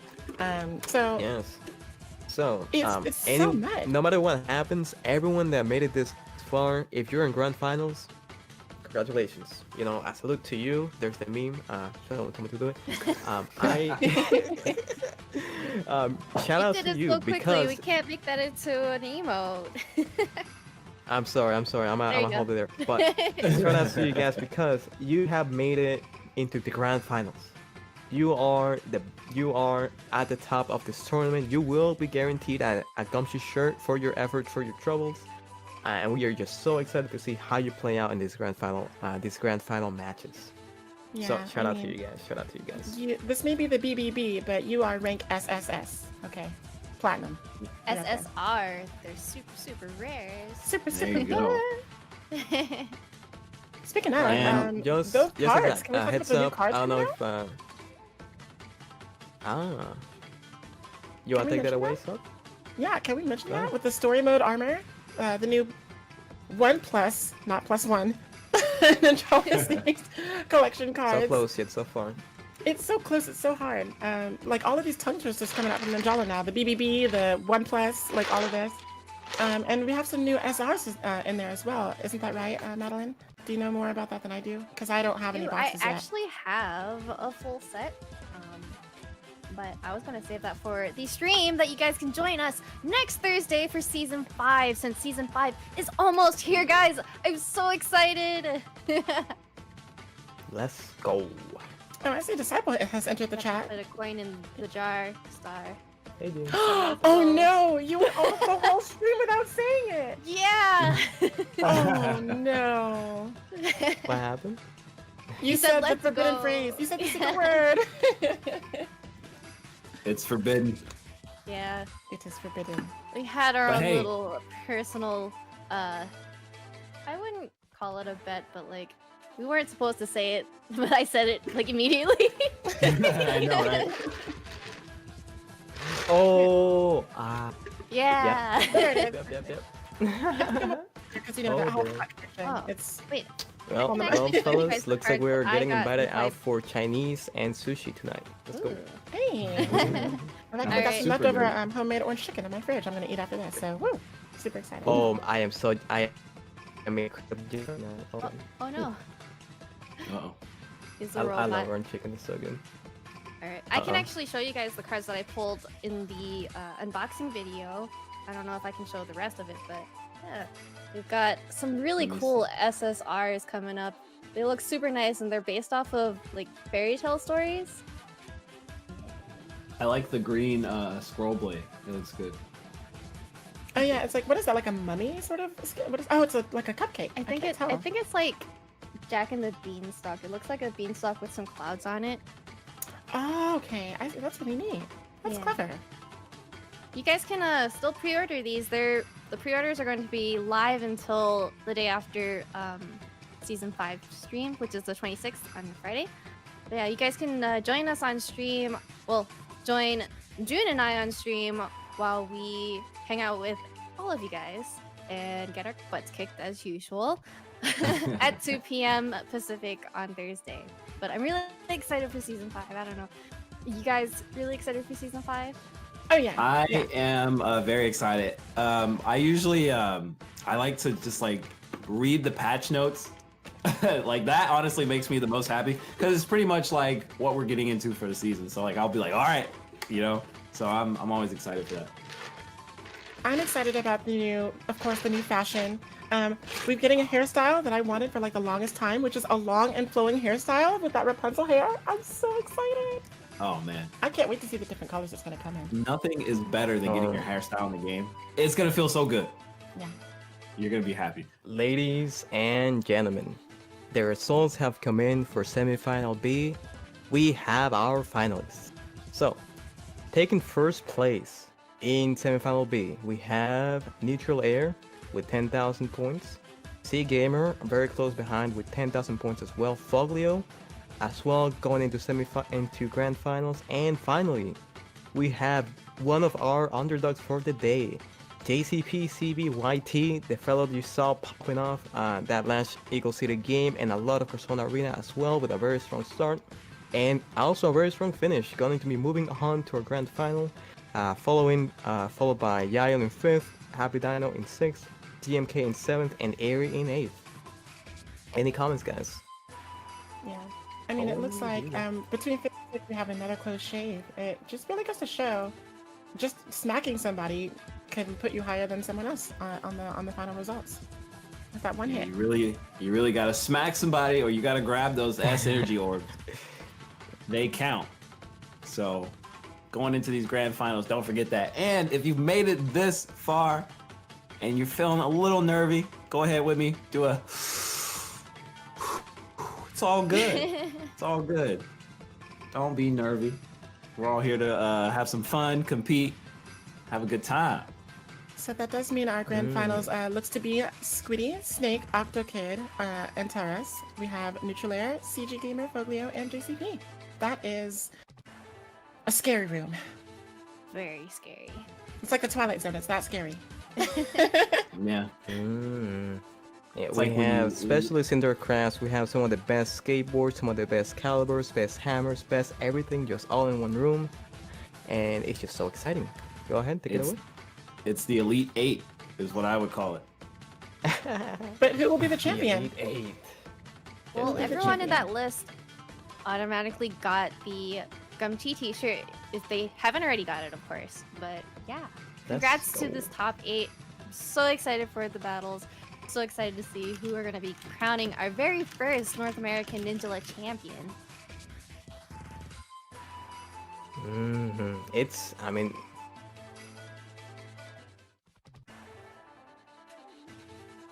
Okay, so we are going to be headed to a quick break. We're going to be back into the finals at 5.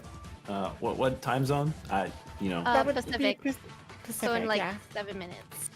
Okay, so yeah, about around 7 minutes, and we're good. So everybody go get a drink, maybe get some nachos, and we'll meet you back here in like 7 Yeah. minutes. Grab some Yeah, popcorn, guys. Make sure to stretch your legs.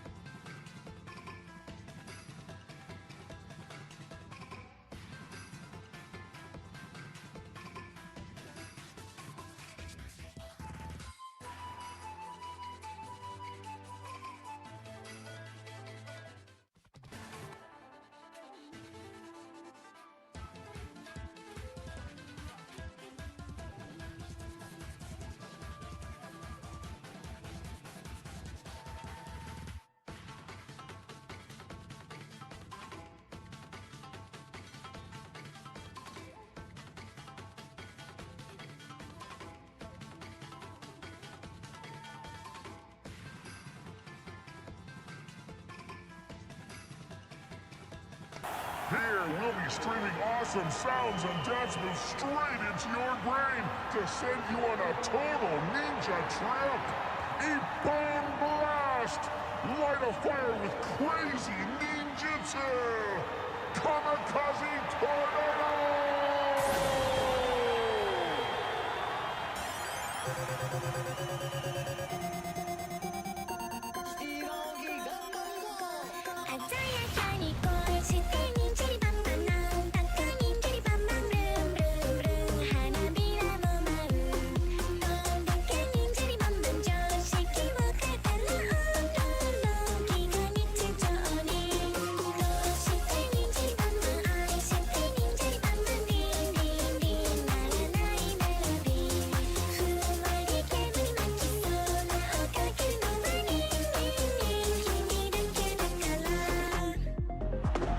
All right, are you ready to party?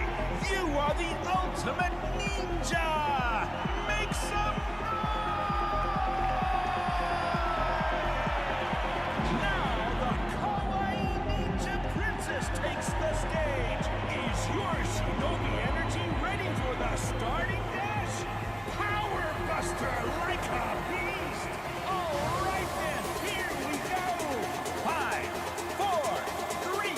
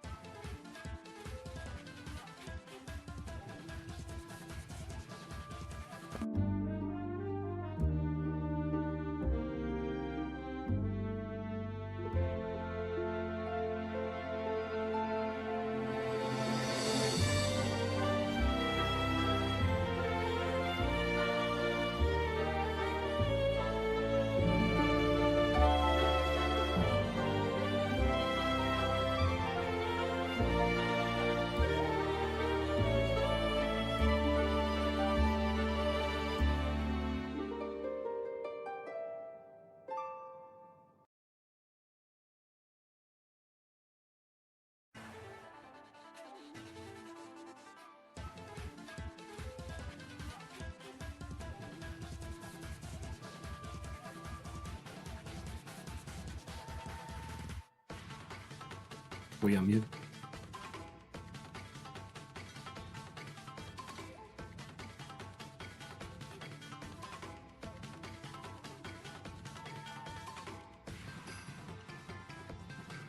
What is going on, everybody? We're coming back with grand finals. Oh, Today. Right. Echo? I love it. I was like, whoa, did I like lose that? the You same like one? That's good. That's good. That's good. Hello? Oh I yeah. love got it. us Oh my all, God, guys. you know what? It deserves it. It deserves it. This is for the whole kit and caboodle. It's all on the line right now. You got to bring your Aest of your A game and just take home that prize and be the first inaugural Bobble Battle champion. Champion. Gosh, how good would it Yes. feel to say that you are that? Ah man, we're gonna see a lot of we're gonna see a couple Twitter bios being updated as the tournament comes to a close for sure. Definitely very good bragging rights on the line tonight. Now, just to remind you guys, for this grand finals, we're going to be having some very exceptional talent from the likes of Squiddy, Snake, Octo Kid, and Tatus from OLH. Shout out to my boy Ochi and running the Hime squad. You guys have made it so far. We have Neutral Air, such a strong board player, such a versatile player all around since season 1. We have Sea Gamer, such a strong skate hammer, great, a master of his craft. Foglio needs no introduction, such a consistent player, the most consistent player in my eyes. And we have the underdog, JCPYT, coming into grand finals. We see I've there, been JC really Penny liking- Cordon Bleu YouTube.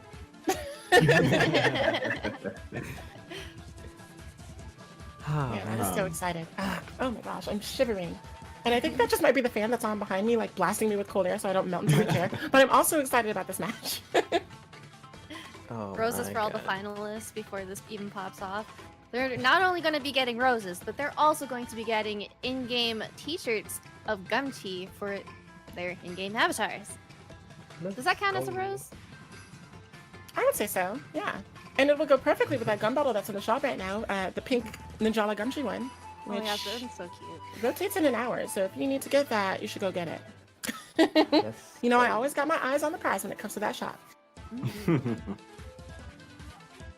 You want people getting body. Well, I don't know.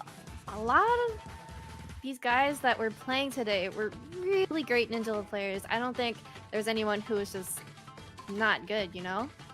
Right? Yeah. You could have like a bad match, but then that next match you could come back in. And for these grand finals, I believe we're doing 3 matches, right?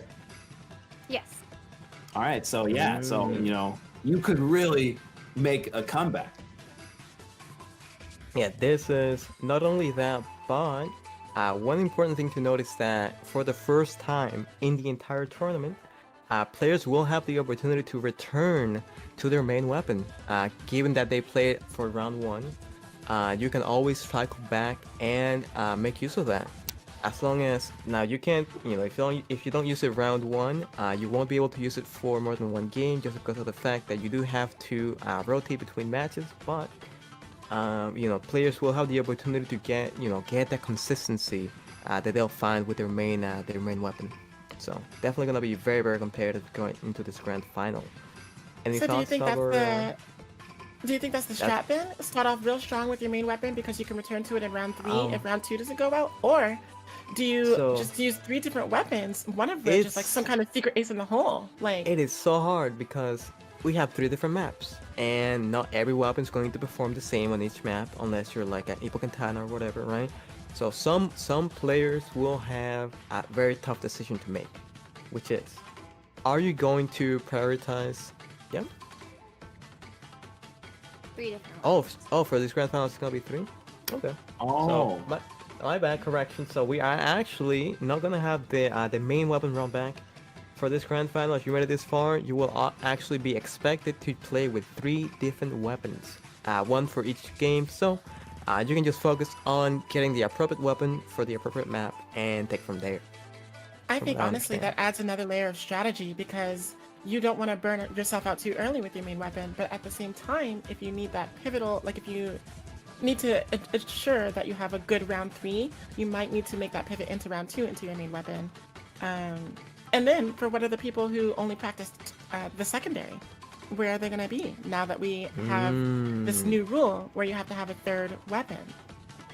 If I had to put a wild guess out there, they're going to stick to the same weapon tree or weapon family. So if you were playing skateboard and Sushiak, you would probably go for the Camo Camo as your third, and so on and so forth. Same goes for the yo-yo type weapons.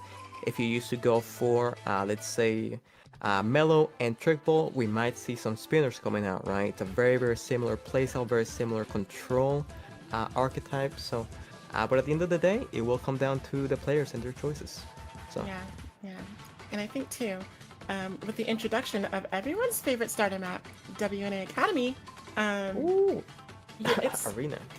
no WNA Arena rather, the World Ninja Academy. No, okay, it's World Ninja Association Arena, right? What was Academy? Anyway, moving on. With the introduction of that map, it's just anyone's game at that point because everyone is so familiar with the map. It's the map we all started on. It's the map we grew up with. Like that's the map that the teacher sends us out onto like the playground with recess and just go at it. So with that being a standard size map, do you think that more aggressive or control weapons such as like the blades and the yo-yos would come into play there?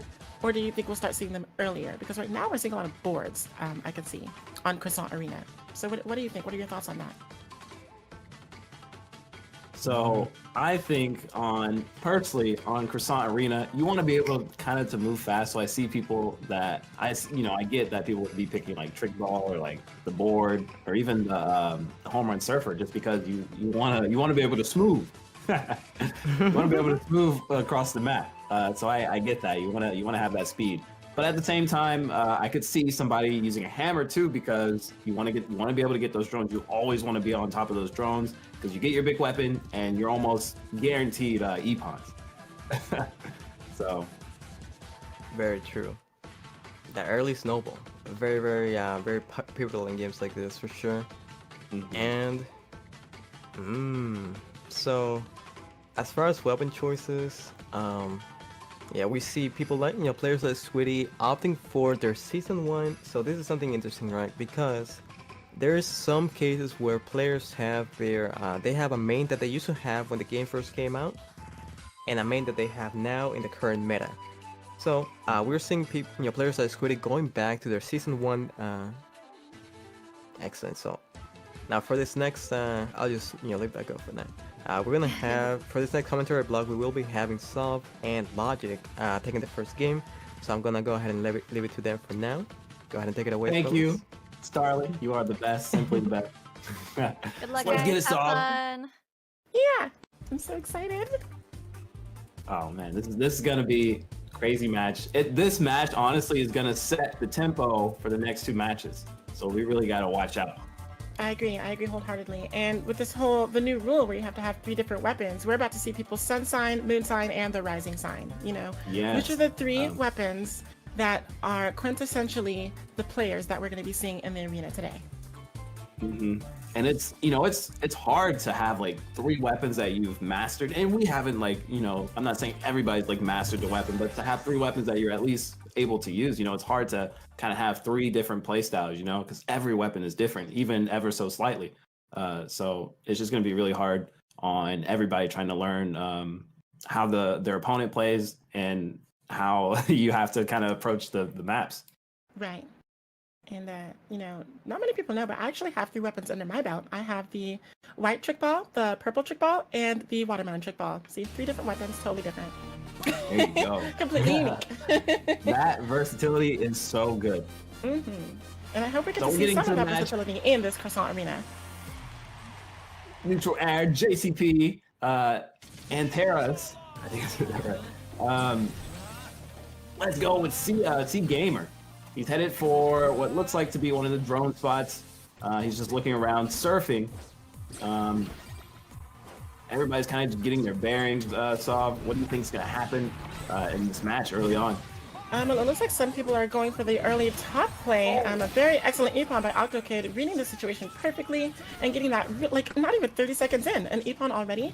Let's see if we can continue that momentum going into the rest of the match.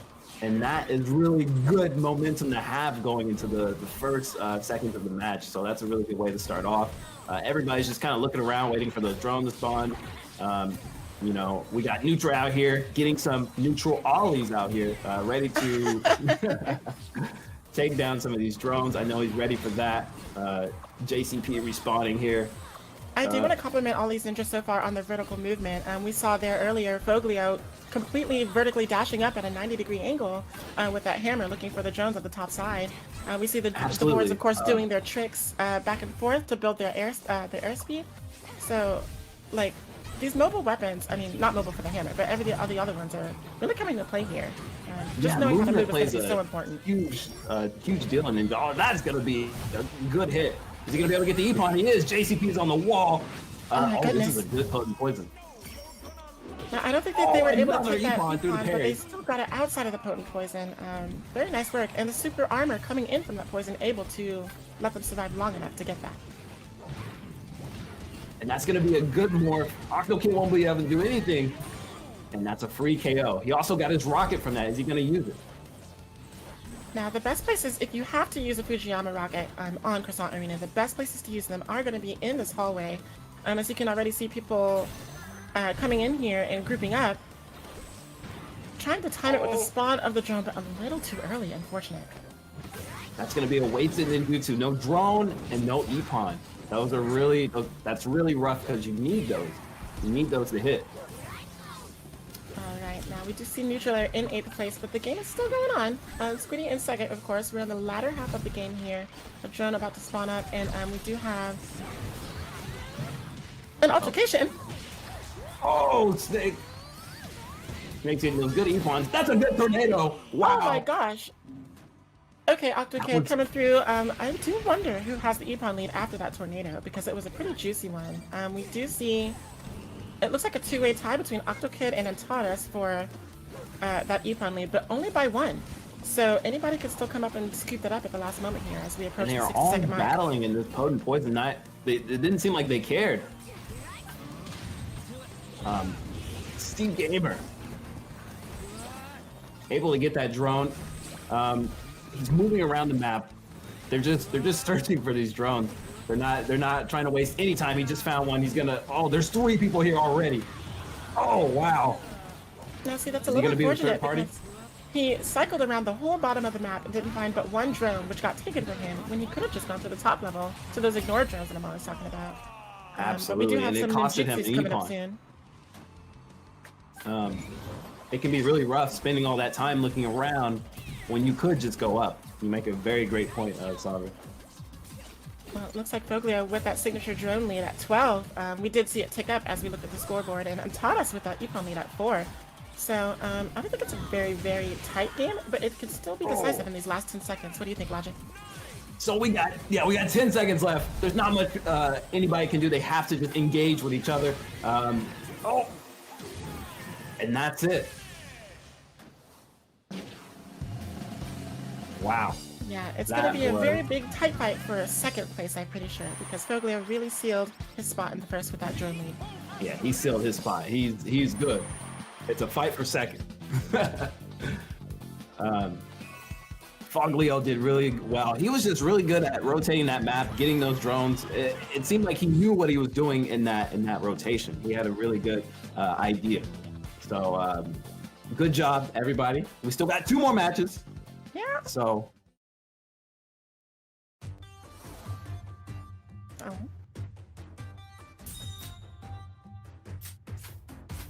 Gotcha. Logic, you're like completely right about Foglio's strategy because, as I pointed out, his vertical movement, he was paying attention to those drones up top. People are always looking for conflict when really they should be looking for objective. So, especially on Croissant Arena. So you're not wrong about that. Foglio had a really good game plan, and he executed it perfectly, netted in that win. In some cases, getting those E-Pawns can be very good, but with a big map like Croissant Arena, you're just going to be able to get drones faster. So sometimes it's good to just prioritize that over getting those E-Pawns and getting into those engagements. They can just take up too much time. You know, these are good players, so you're going to be in a fight for at least 30, 40 seconds. So you have to pick your battle. You have to play smart. Indeed.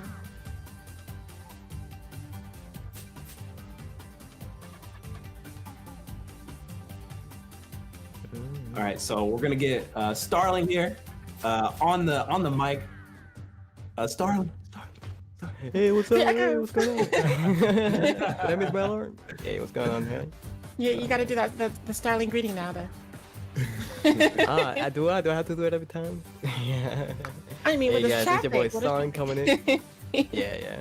So excited to come for this second game of Grand Finals. This is gonna be our second out of 3 games, and already I'm loving what I'm seeing as far as weapon choices. It really looks like a lot of people in this lobby are holding their main weapon for the final match. And why would they do that? Because you want that final match on WNA Academy, the map with the highest point potential, the most drones that you can rotate drones so well on that map, and the point ceiling is incredibly high. So I'm not at all surprised to see Foglio holding the skateboard, Squiddy holding the caliber, and Snake holding the mellow out for that last game. So excited. But before we even start talking about the last game, let's first focus on the second game, which is going to be very pivotal as far as players positioning. Sub, what are your thoughts going into the second match? I mean, you called it right from the start. People are still sticking to that family tree, the weapon tree that they're used to. Like you said, Foglio coming in on that Kamu plate instead of the festival board now coming in, which does leave his katana on reserve for the last match there. And I do apologize because he was using the hammer. But I think that case, he might be switching to the festival board for the last match. Since it is on that WNA arena, it is that small, easy to travel board map. So here on Shinobi City, which is smaller, please remind me again what the Kamikame's ninjutsu is. Is it potent poison, or am I thinking that would be the dragon the for dragon, the Kamukamo here. So that's going to be really good coming in those corners and trying to sneaking through the wall specifically for those drones and getting those surprise Epons. Yeah, I mean, we saw it early in bracket, people were using, we saw phalanx on the Camo in Fort Riverdale in the first couple of games, right? Where you want to use that dragon to secure those hotly contested drones, right? Where instead of putting yourself in danger, trying to go right up to the drones with your trick, you just, throw a non-committal dragon and then you continue your rotation and stay on top of the drone master for the map.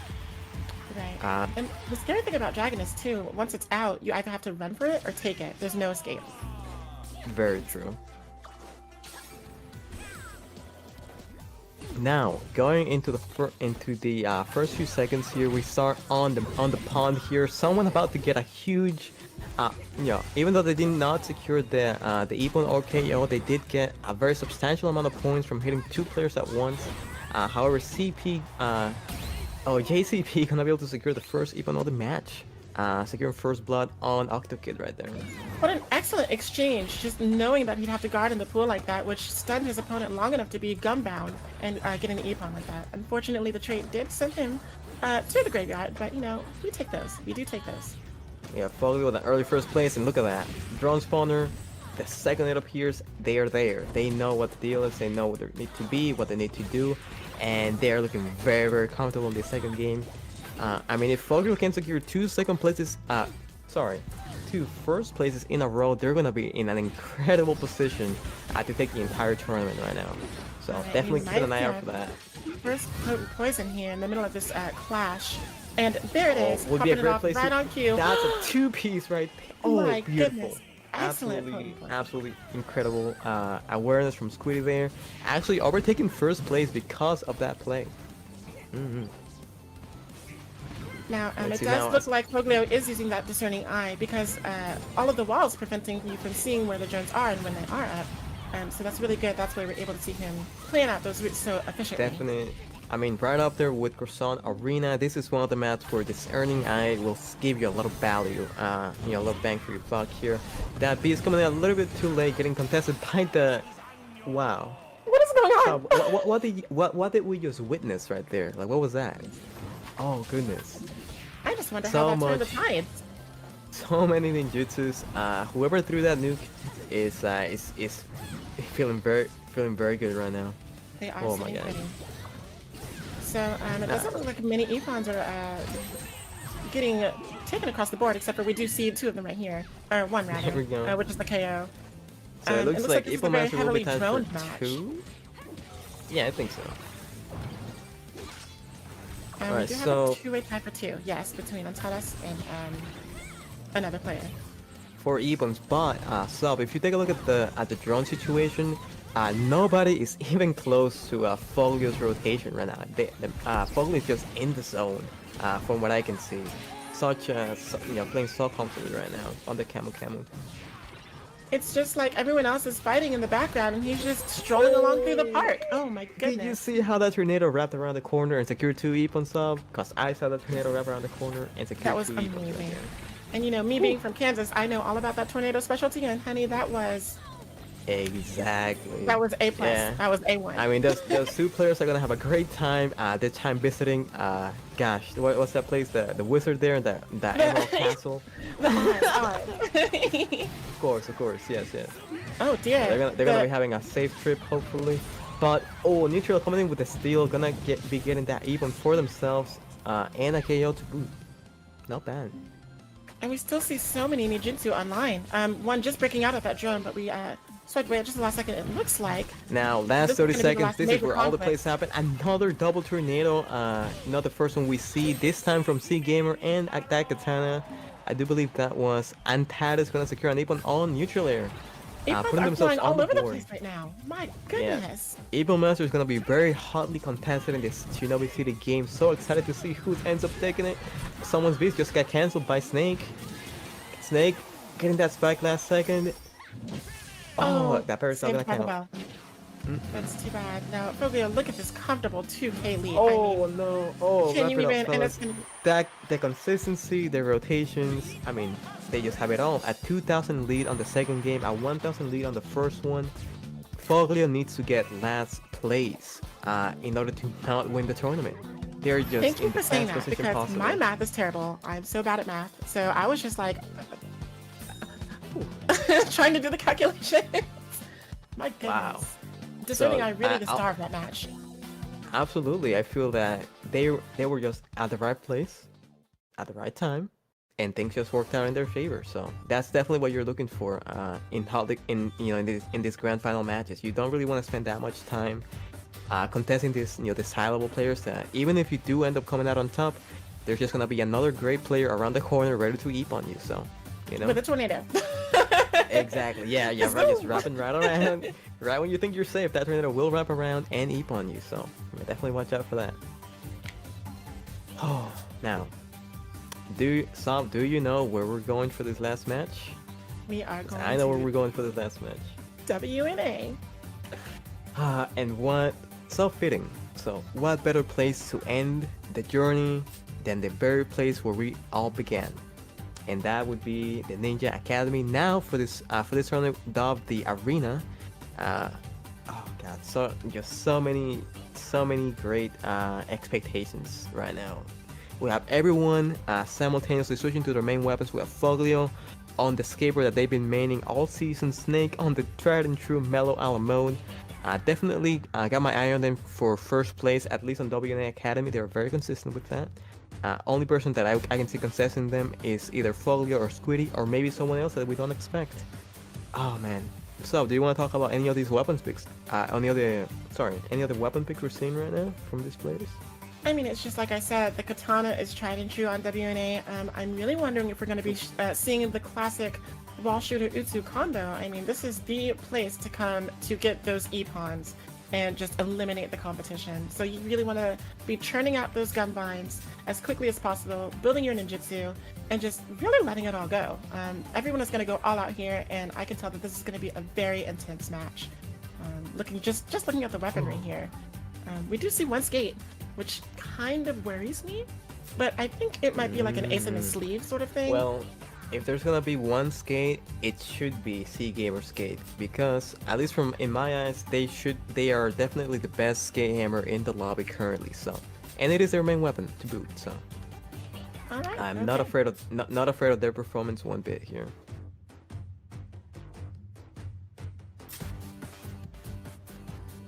All right, now joining me in commentary for this final match of the day, we have your boy. You guys know him. You guys, he's been around. Logic Motion coming back in. What's up, man? How you doing? How you doing? Good to see you. I'm back. This is the final match, Starling. This is it. This is everything on the line. Everyone, do your best. Give it everything you have. Let's put on a great performance for everyone to see. This is the final hour. Let's see how these players perform. Any thoughts on what we're seeing right now in the waiting lobby, Logic? Anything that pops out at you?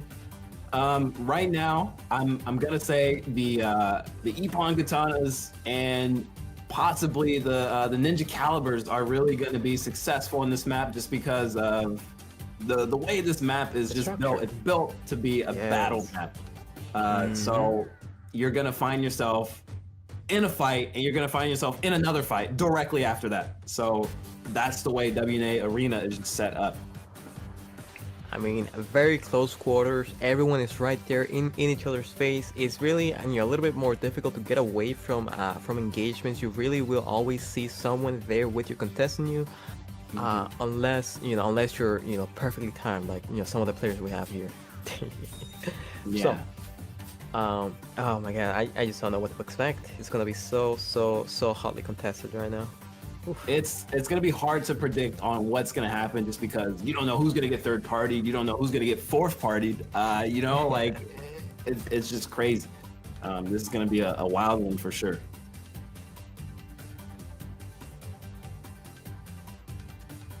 All right, so with all that said and done, we are gonna be getting into this match.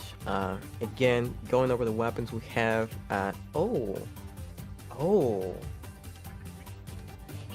Oh, did they already use that in the previous round? I see. Wait, who had changed? Oh wait, because they used Sushax in Croissant, then they used Camu Camu in Shinobi, and now they're what happened? I thought they were on Festival Born.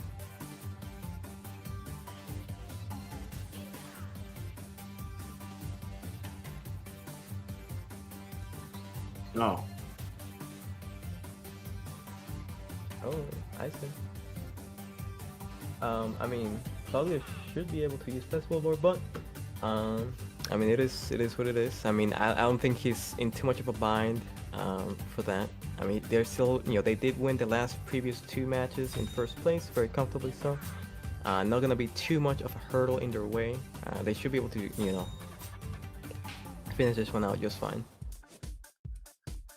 Okay, so we're getting underway. This will be the last match of the day. This is going to be set in stone. Who's going to be the victor today? You guys are really going to have to step it up if you want to rise up to the top. Oh, man. All right. Sorry, just gotta get myself ready for this this goodness we're about to witness right now. Yeah, it's gonna be something, Starling. I don't know what to expect on WNA. It can be a very tough map when all the players are good, so you really have to watch out. Man, I feel like this loading is taking forever. It's doing it on purpose. It's just the anxiety. It just keeps building up.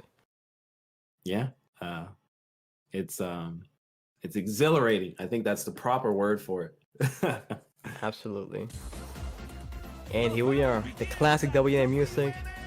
Battle begins at WNA Arena this time around. So CG Gamer, OctoKid, Foglio, Squiddy, Nutrair, JCP, and Terrace.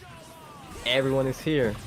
All right, and now CG Gamer taking the middle very early, snatching that S energy, or we know how important that can be, and already we have OctoKid on JCP right here trying to get an early engagement. So much action already. Yeah, you have 3 people here at this one drone. Big break from C Gamer there. He was. Oh, you saw that? So we did talk about that earlier in the set, where if you're Hammer and you're hardly contested, you want to be morphed next to the drone and take people by surprise, and C Gamer did just that. Great player. Great player. Very smart play. Is this going to be an Ippon? No, he's not able to pull it off in time.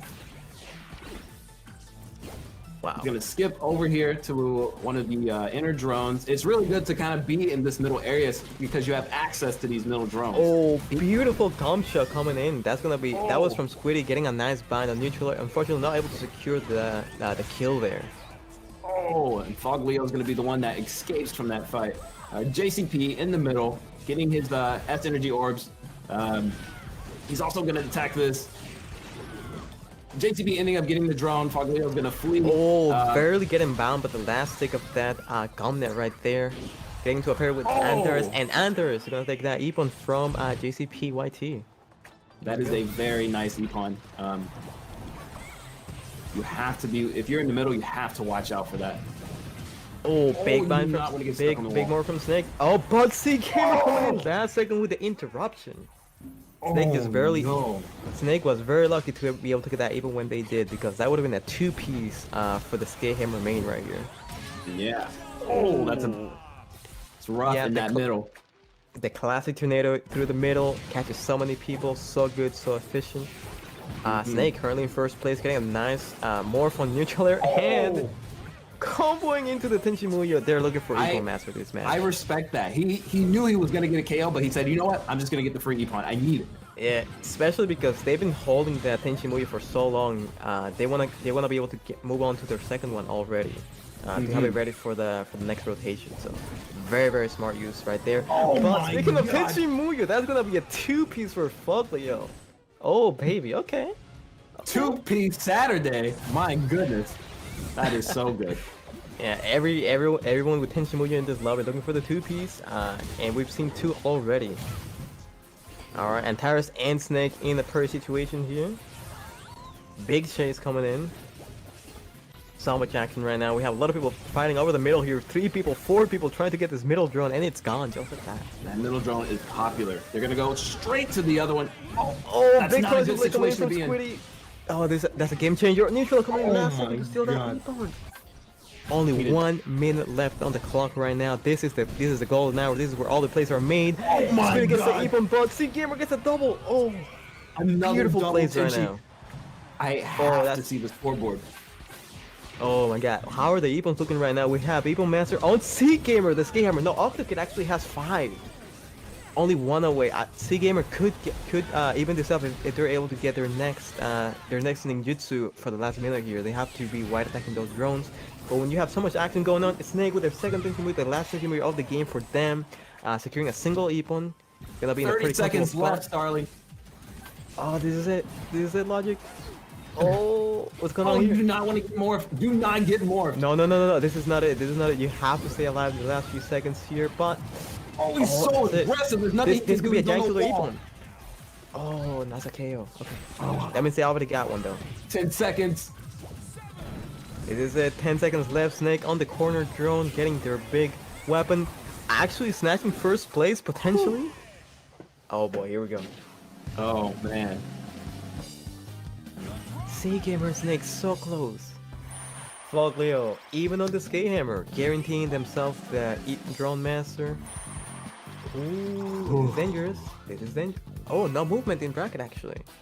Whoa. And there we have it. That is There incredible. we have it. Snake taking first place in the last game of Grand Finals in WNA. Definitely my favorite to win the WNA pick here. Such a consistent player on that map. And then we have them followed by C Gamer, Foglio, and so many great players. That was amazing to watch. That Wow. was, I mean, you gotta give it up to Fog. Very consistent player all around. Like, if this was like basketball, he was always exactly. guaranteed to score like 20 points every single game. He was always guaranteed to do that, and I think that's a really good player. Or however you what you might think about it, like that's good. Very consistent across the board. Very, so true, so true. And now, all that we have left, everyone in the audience, is to wait for the final score calculations now. I'm not even gonna put any guesses out there. I just want to wait for the results and see them for myself. But that aside, Logic, Sov, Matt, what are your thoughts from that last match? Anything that stood out to you guys? I I agree with Luke in the chat right now. I wish every match was at WNA. It would have just been super exciting for the Yes. entire time. Everybody was just popping off. It was gun here, gun there, bind here, bind there, and Epons out the wazoo. I mean, Close it's just as I quarter said. combat. Everybody had to just let it all loose, and that academy is never going to look the same again. It's a battleground now. There's It's an divots everywhere. arena, some might even say. It's- So It's destroyed. It's destroyed.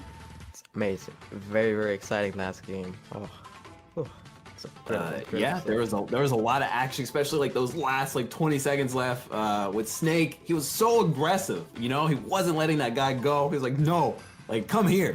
You know?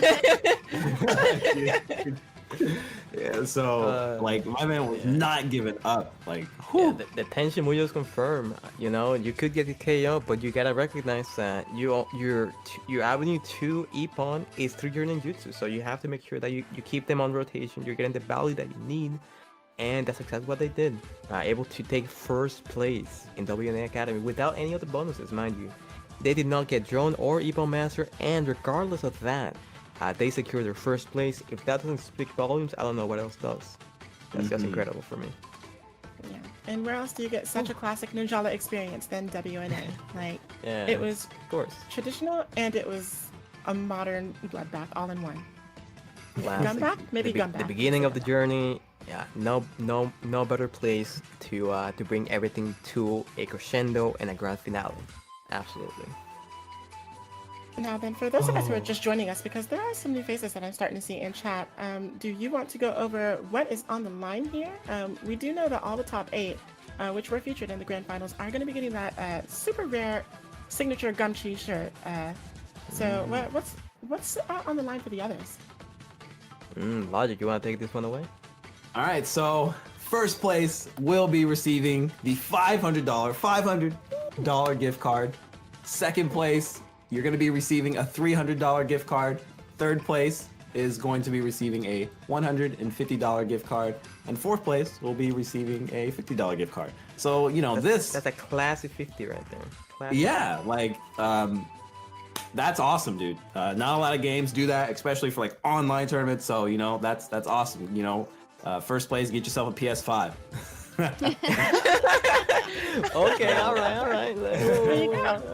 Just like Matt said, you know, we already have a Switch because we're playing Ninjala. So there you go. PS5. And I just want to congratulate every single contestant that had participated today. Everyone just put on such a great show. I was just on the edge of my seat the whole time.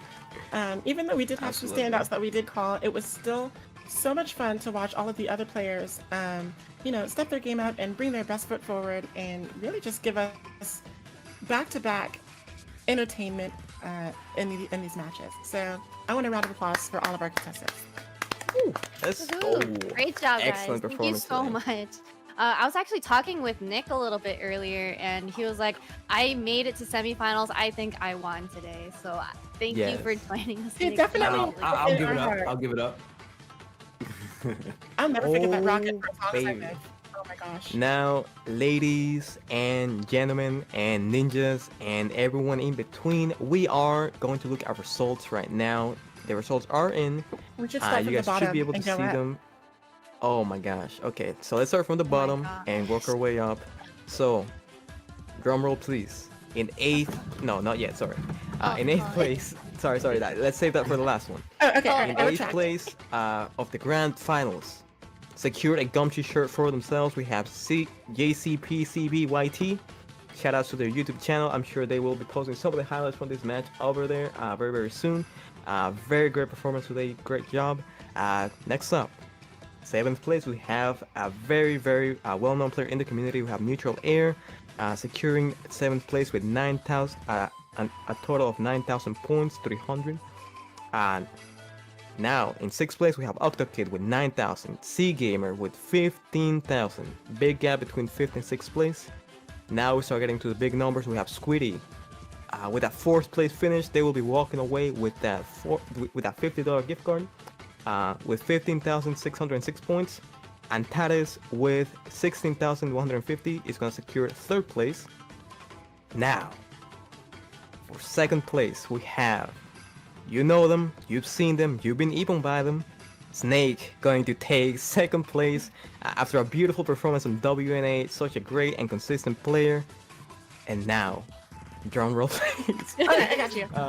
Okay. So now with a very evident 4,000 point gap for first place. They took it and they took it in a very dominant manner. Foglio is your Ninjala BBB Bubble Battle first place winner with 20,230 points. Let's go, Foglio. Good work. We got Foglio, the champion. 20,000 points. That is Amazing. just unreal. Killing it. I mean, you Pablo, guys have I seen. fully expect to see your Ninjala fashion to be popping off now with all of that. Yeah, no Cat excuses fashion. now. Yeah. You're North American Battle Royale champion. Know the name. Woo. The You very got them first. buckets of ducats now. You better be. Our very first, yeah. That's just so clean. There may be more in the future, but there won't never be any like the first. So, shout out to There you go. Foglio for securing that. Oh, Great job, everyone. hey. Thank you so much. Yeah, What's and up, everybody bud? that participated. You guys did awesome. You guys did an amazing job. Thank you for just signing up and being so eager to play. It's just nice to have that in the community. So we appreciate it. Gung Ho appreciates it. Hey, and everybody here appreciates it. So thank you guys. Plus, we did see some really interesting outfits out there. I'm really glad that everyone not only brought their A game, but they also brought their fashion sense. they're good game, of course. Or lack thereof. Or lack thereov. I don't know. I am a sucker for You really can't really have one without the like- other. Yeah. It's perfectly balanced, as all things should be. Of That's true. course, That's true. naturally, just like your outfit should be. Balance those colors. So. My goodness. Well, I want to thank y'all for, commentating with me, and of course, Madeline, our master of the event here, our master of ceremonies, as it were. It was so much fun commentating and analyzing and providing perspective and observations with all of you. And I mean, I wouldn't trade it for the world. This was a really fun night. You Very guys true. did amazing. Thank you so much for joining me up here. I am not a commentator at all. You guys are very talented and very knowledgeable on Ninjala, which you guys in the chat should definitely follow them on all of their social medias and learn the best of the best for Ninjala. So you can also join us up here at the BBB. Absolutely. Wow, what an event.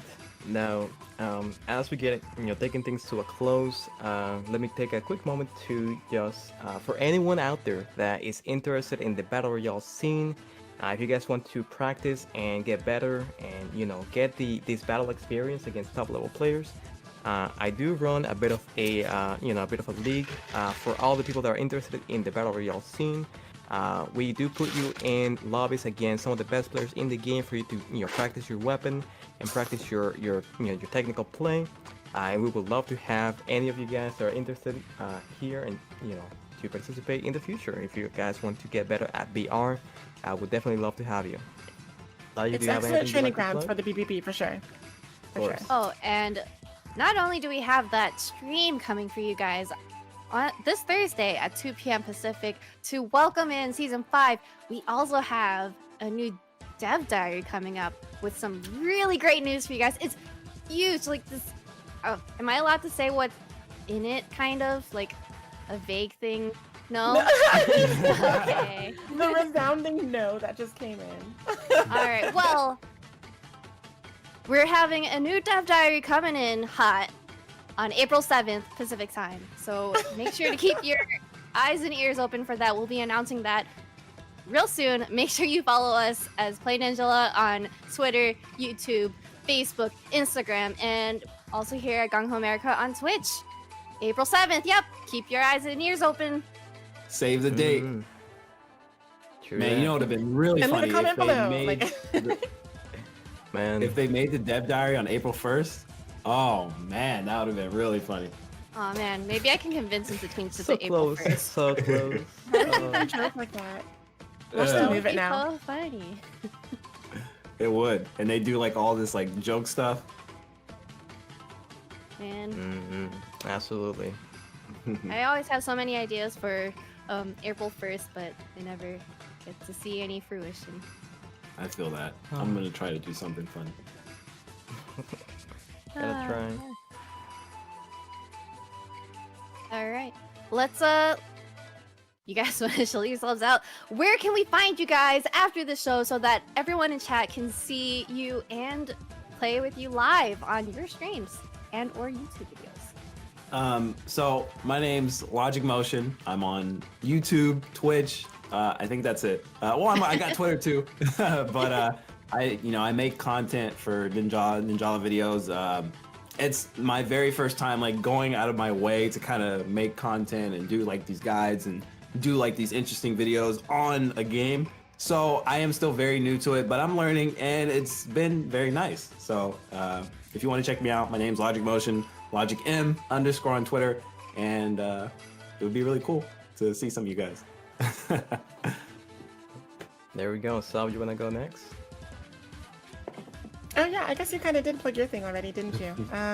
So you can find me pretty much on every platform as Sovereign Sid.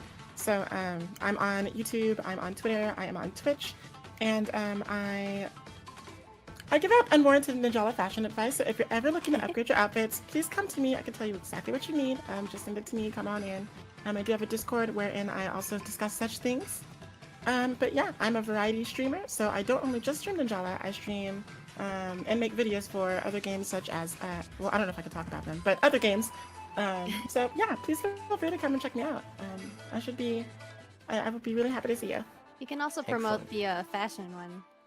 Oh, podcast true. thing, too. Mm-hmm. Oh yeah, okay. So I don't know how regular this is gonna be, but Riley and I are going to be joining forces with Kuro, I believe Kuro as well, to bring back some more Ninjala Drip Jala podcasts. The first one went over so well, and we really enjoyed just going through all the outfits and everything, and I love that everyone put so much energy and love into their submissions. So I'm really happy that we're going to be working to bring more of that to you. As I said, I don't know how regular it'll be, but please follow AyoRaniG on Twitter and keep an eye out there for some updates and information on that should it, come to more fruition. Absolutely. I know you already promoted yourself, Sterling, but you just go ahead and promote yourself again for anyone who just came into the stream. Let's go. So for anyone just coming in, I'm Sterling. Hey guys. I like to organize events for the community. I've done 1v1 tournaments. Recently, I'm trying to dive into Battle Royale tournaments and leagues to give you guys something to do during the week. So if any of you guys are interested in practicing your Battle Royale abilities and you like to be put in a group with some of these top players that we've seen play today, many of which are already part of the league that I've been running over the last few weeks, you guys are more than welcome to join in. It's not too late. If you guys want more information, you can find us over on Twitter at abyss_league, and if you guys would like to follow my own Twitter, I do creative stuff. I do drawing, I do animation, and I also of course post updates about the tournaments. You can find me on Twitter at quality starling. I'll always be there for you guys, no matter what. Thank you guys so much again for joining us, and do you guys want to finish up this stream the way we usually do on these Play Ninjala streams? I'll count down and we can all do it together. Yeah? Let's go for it. All right. Thank you guys so much for joining us for our very first tournament. It was so much fun. I'm Gung Ho Mads. I'm here with Logic Motion, Starling, and Sovereign Sid. And that's Ninjala. 3, 2, 1. Ninjala! Ninjala! Let's go.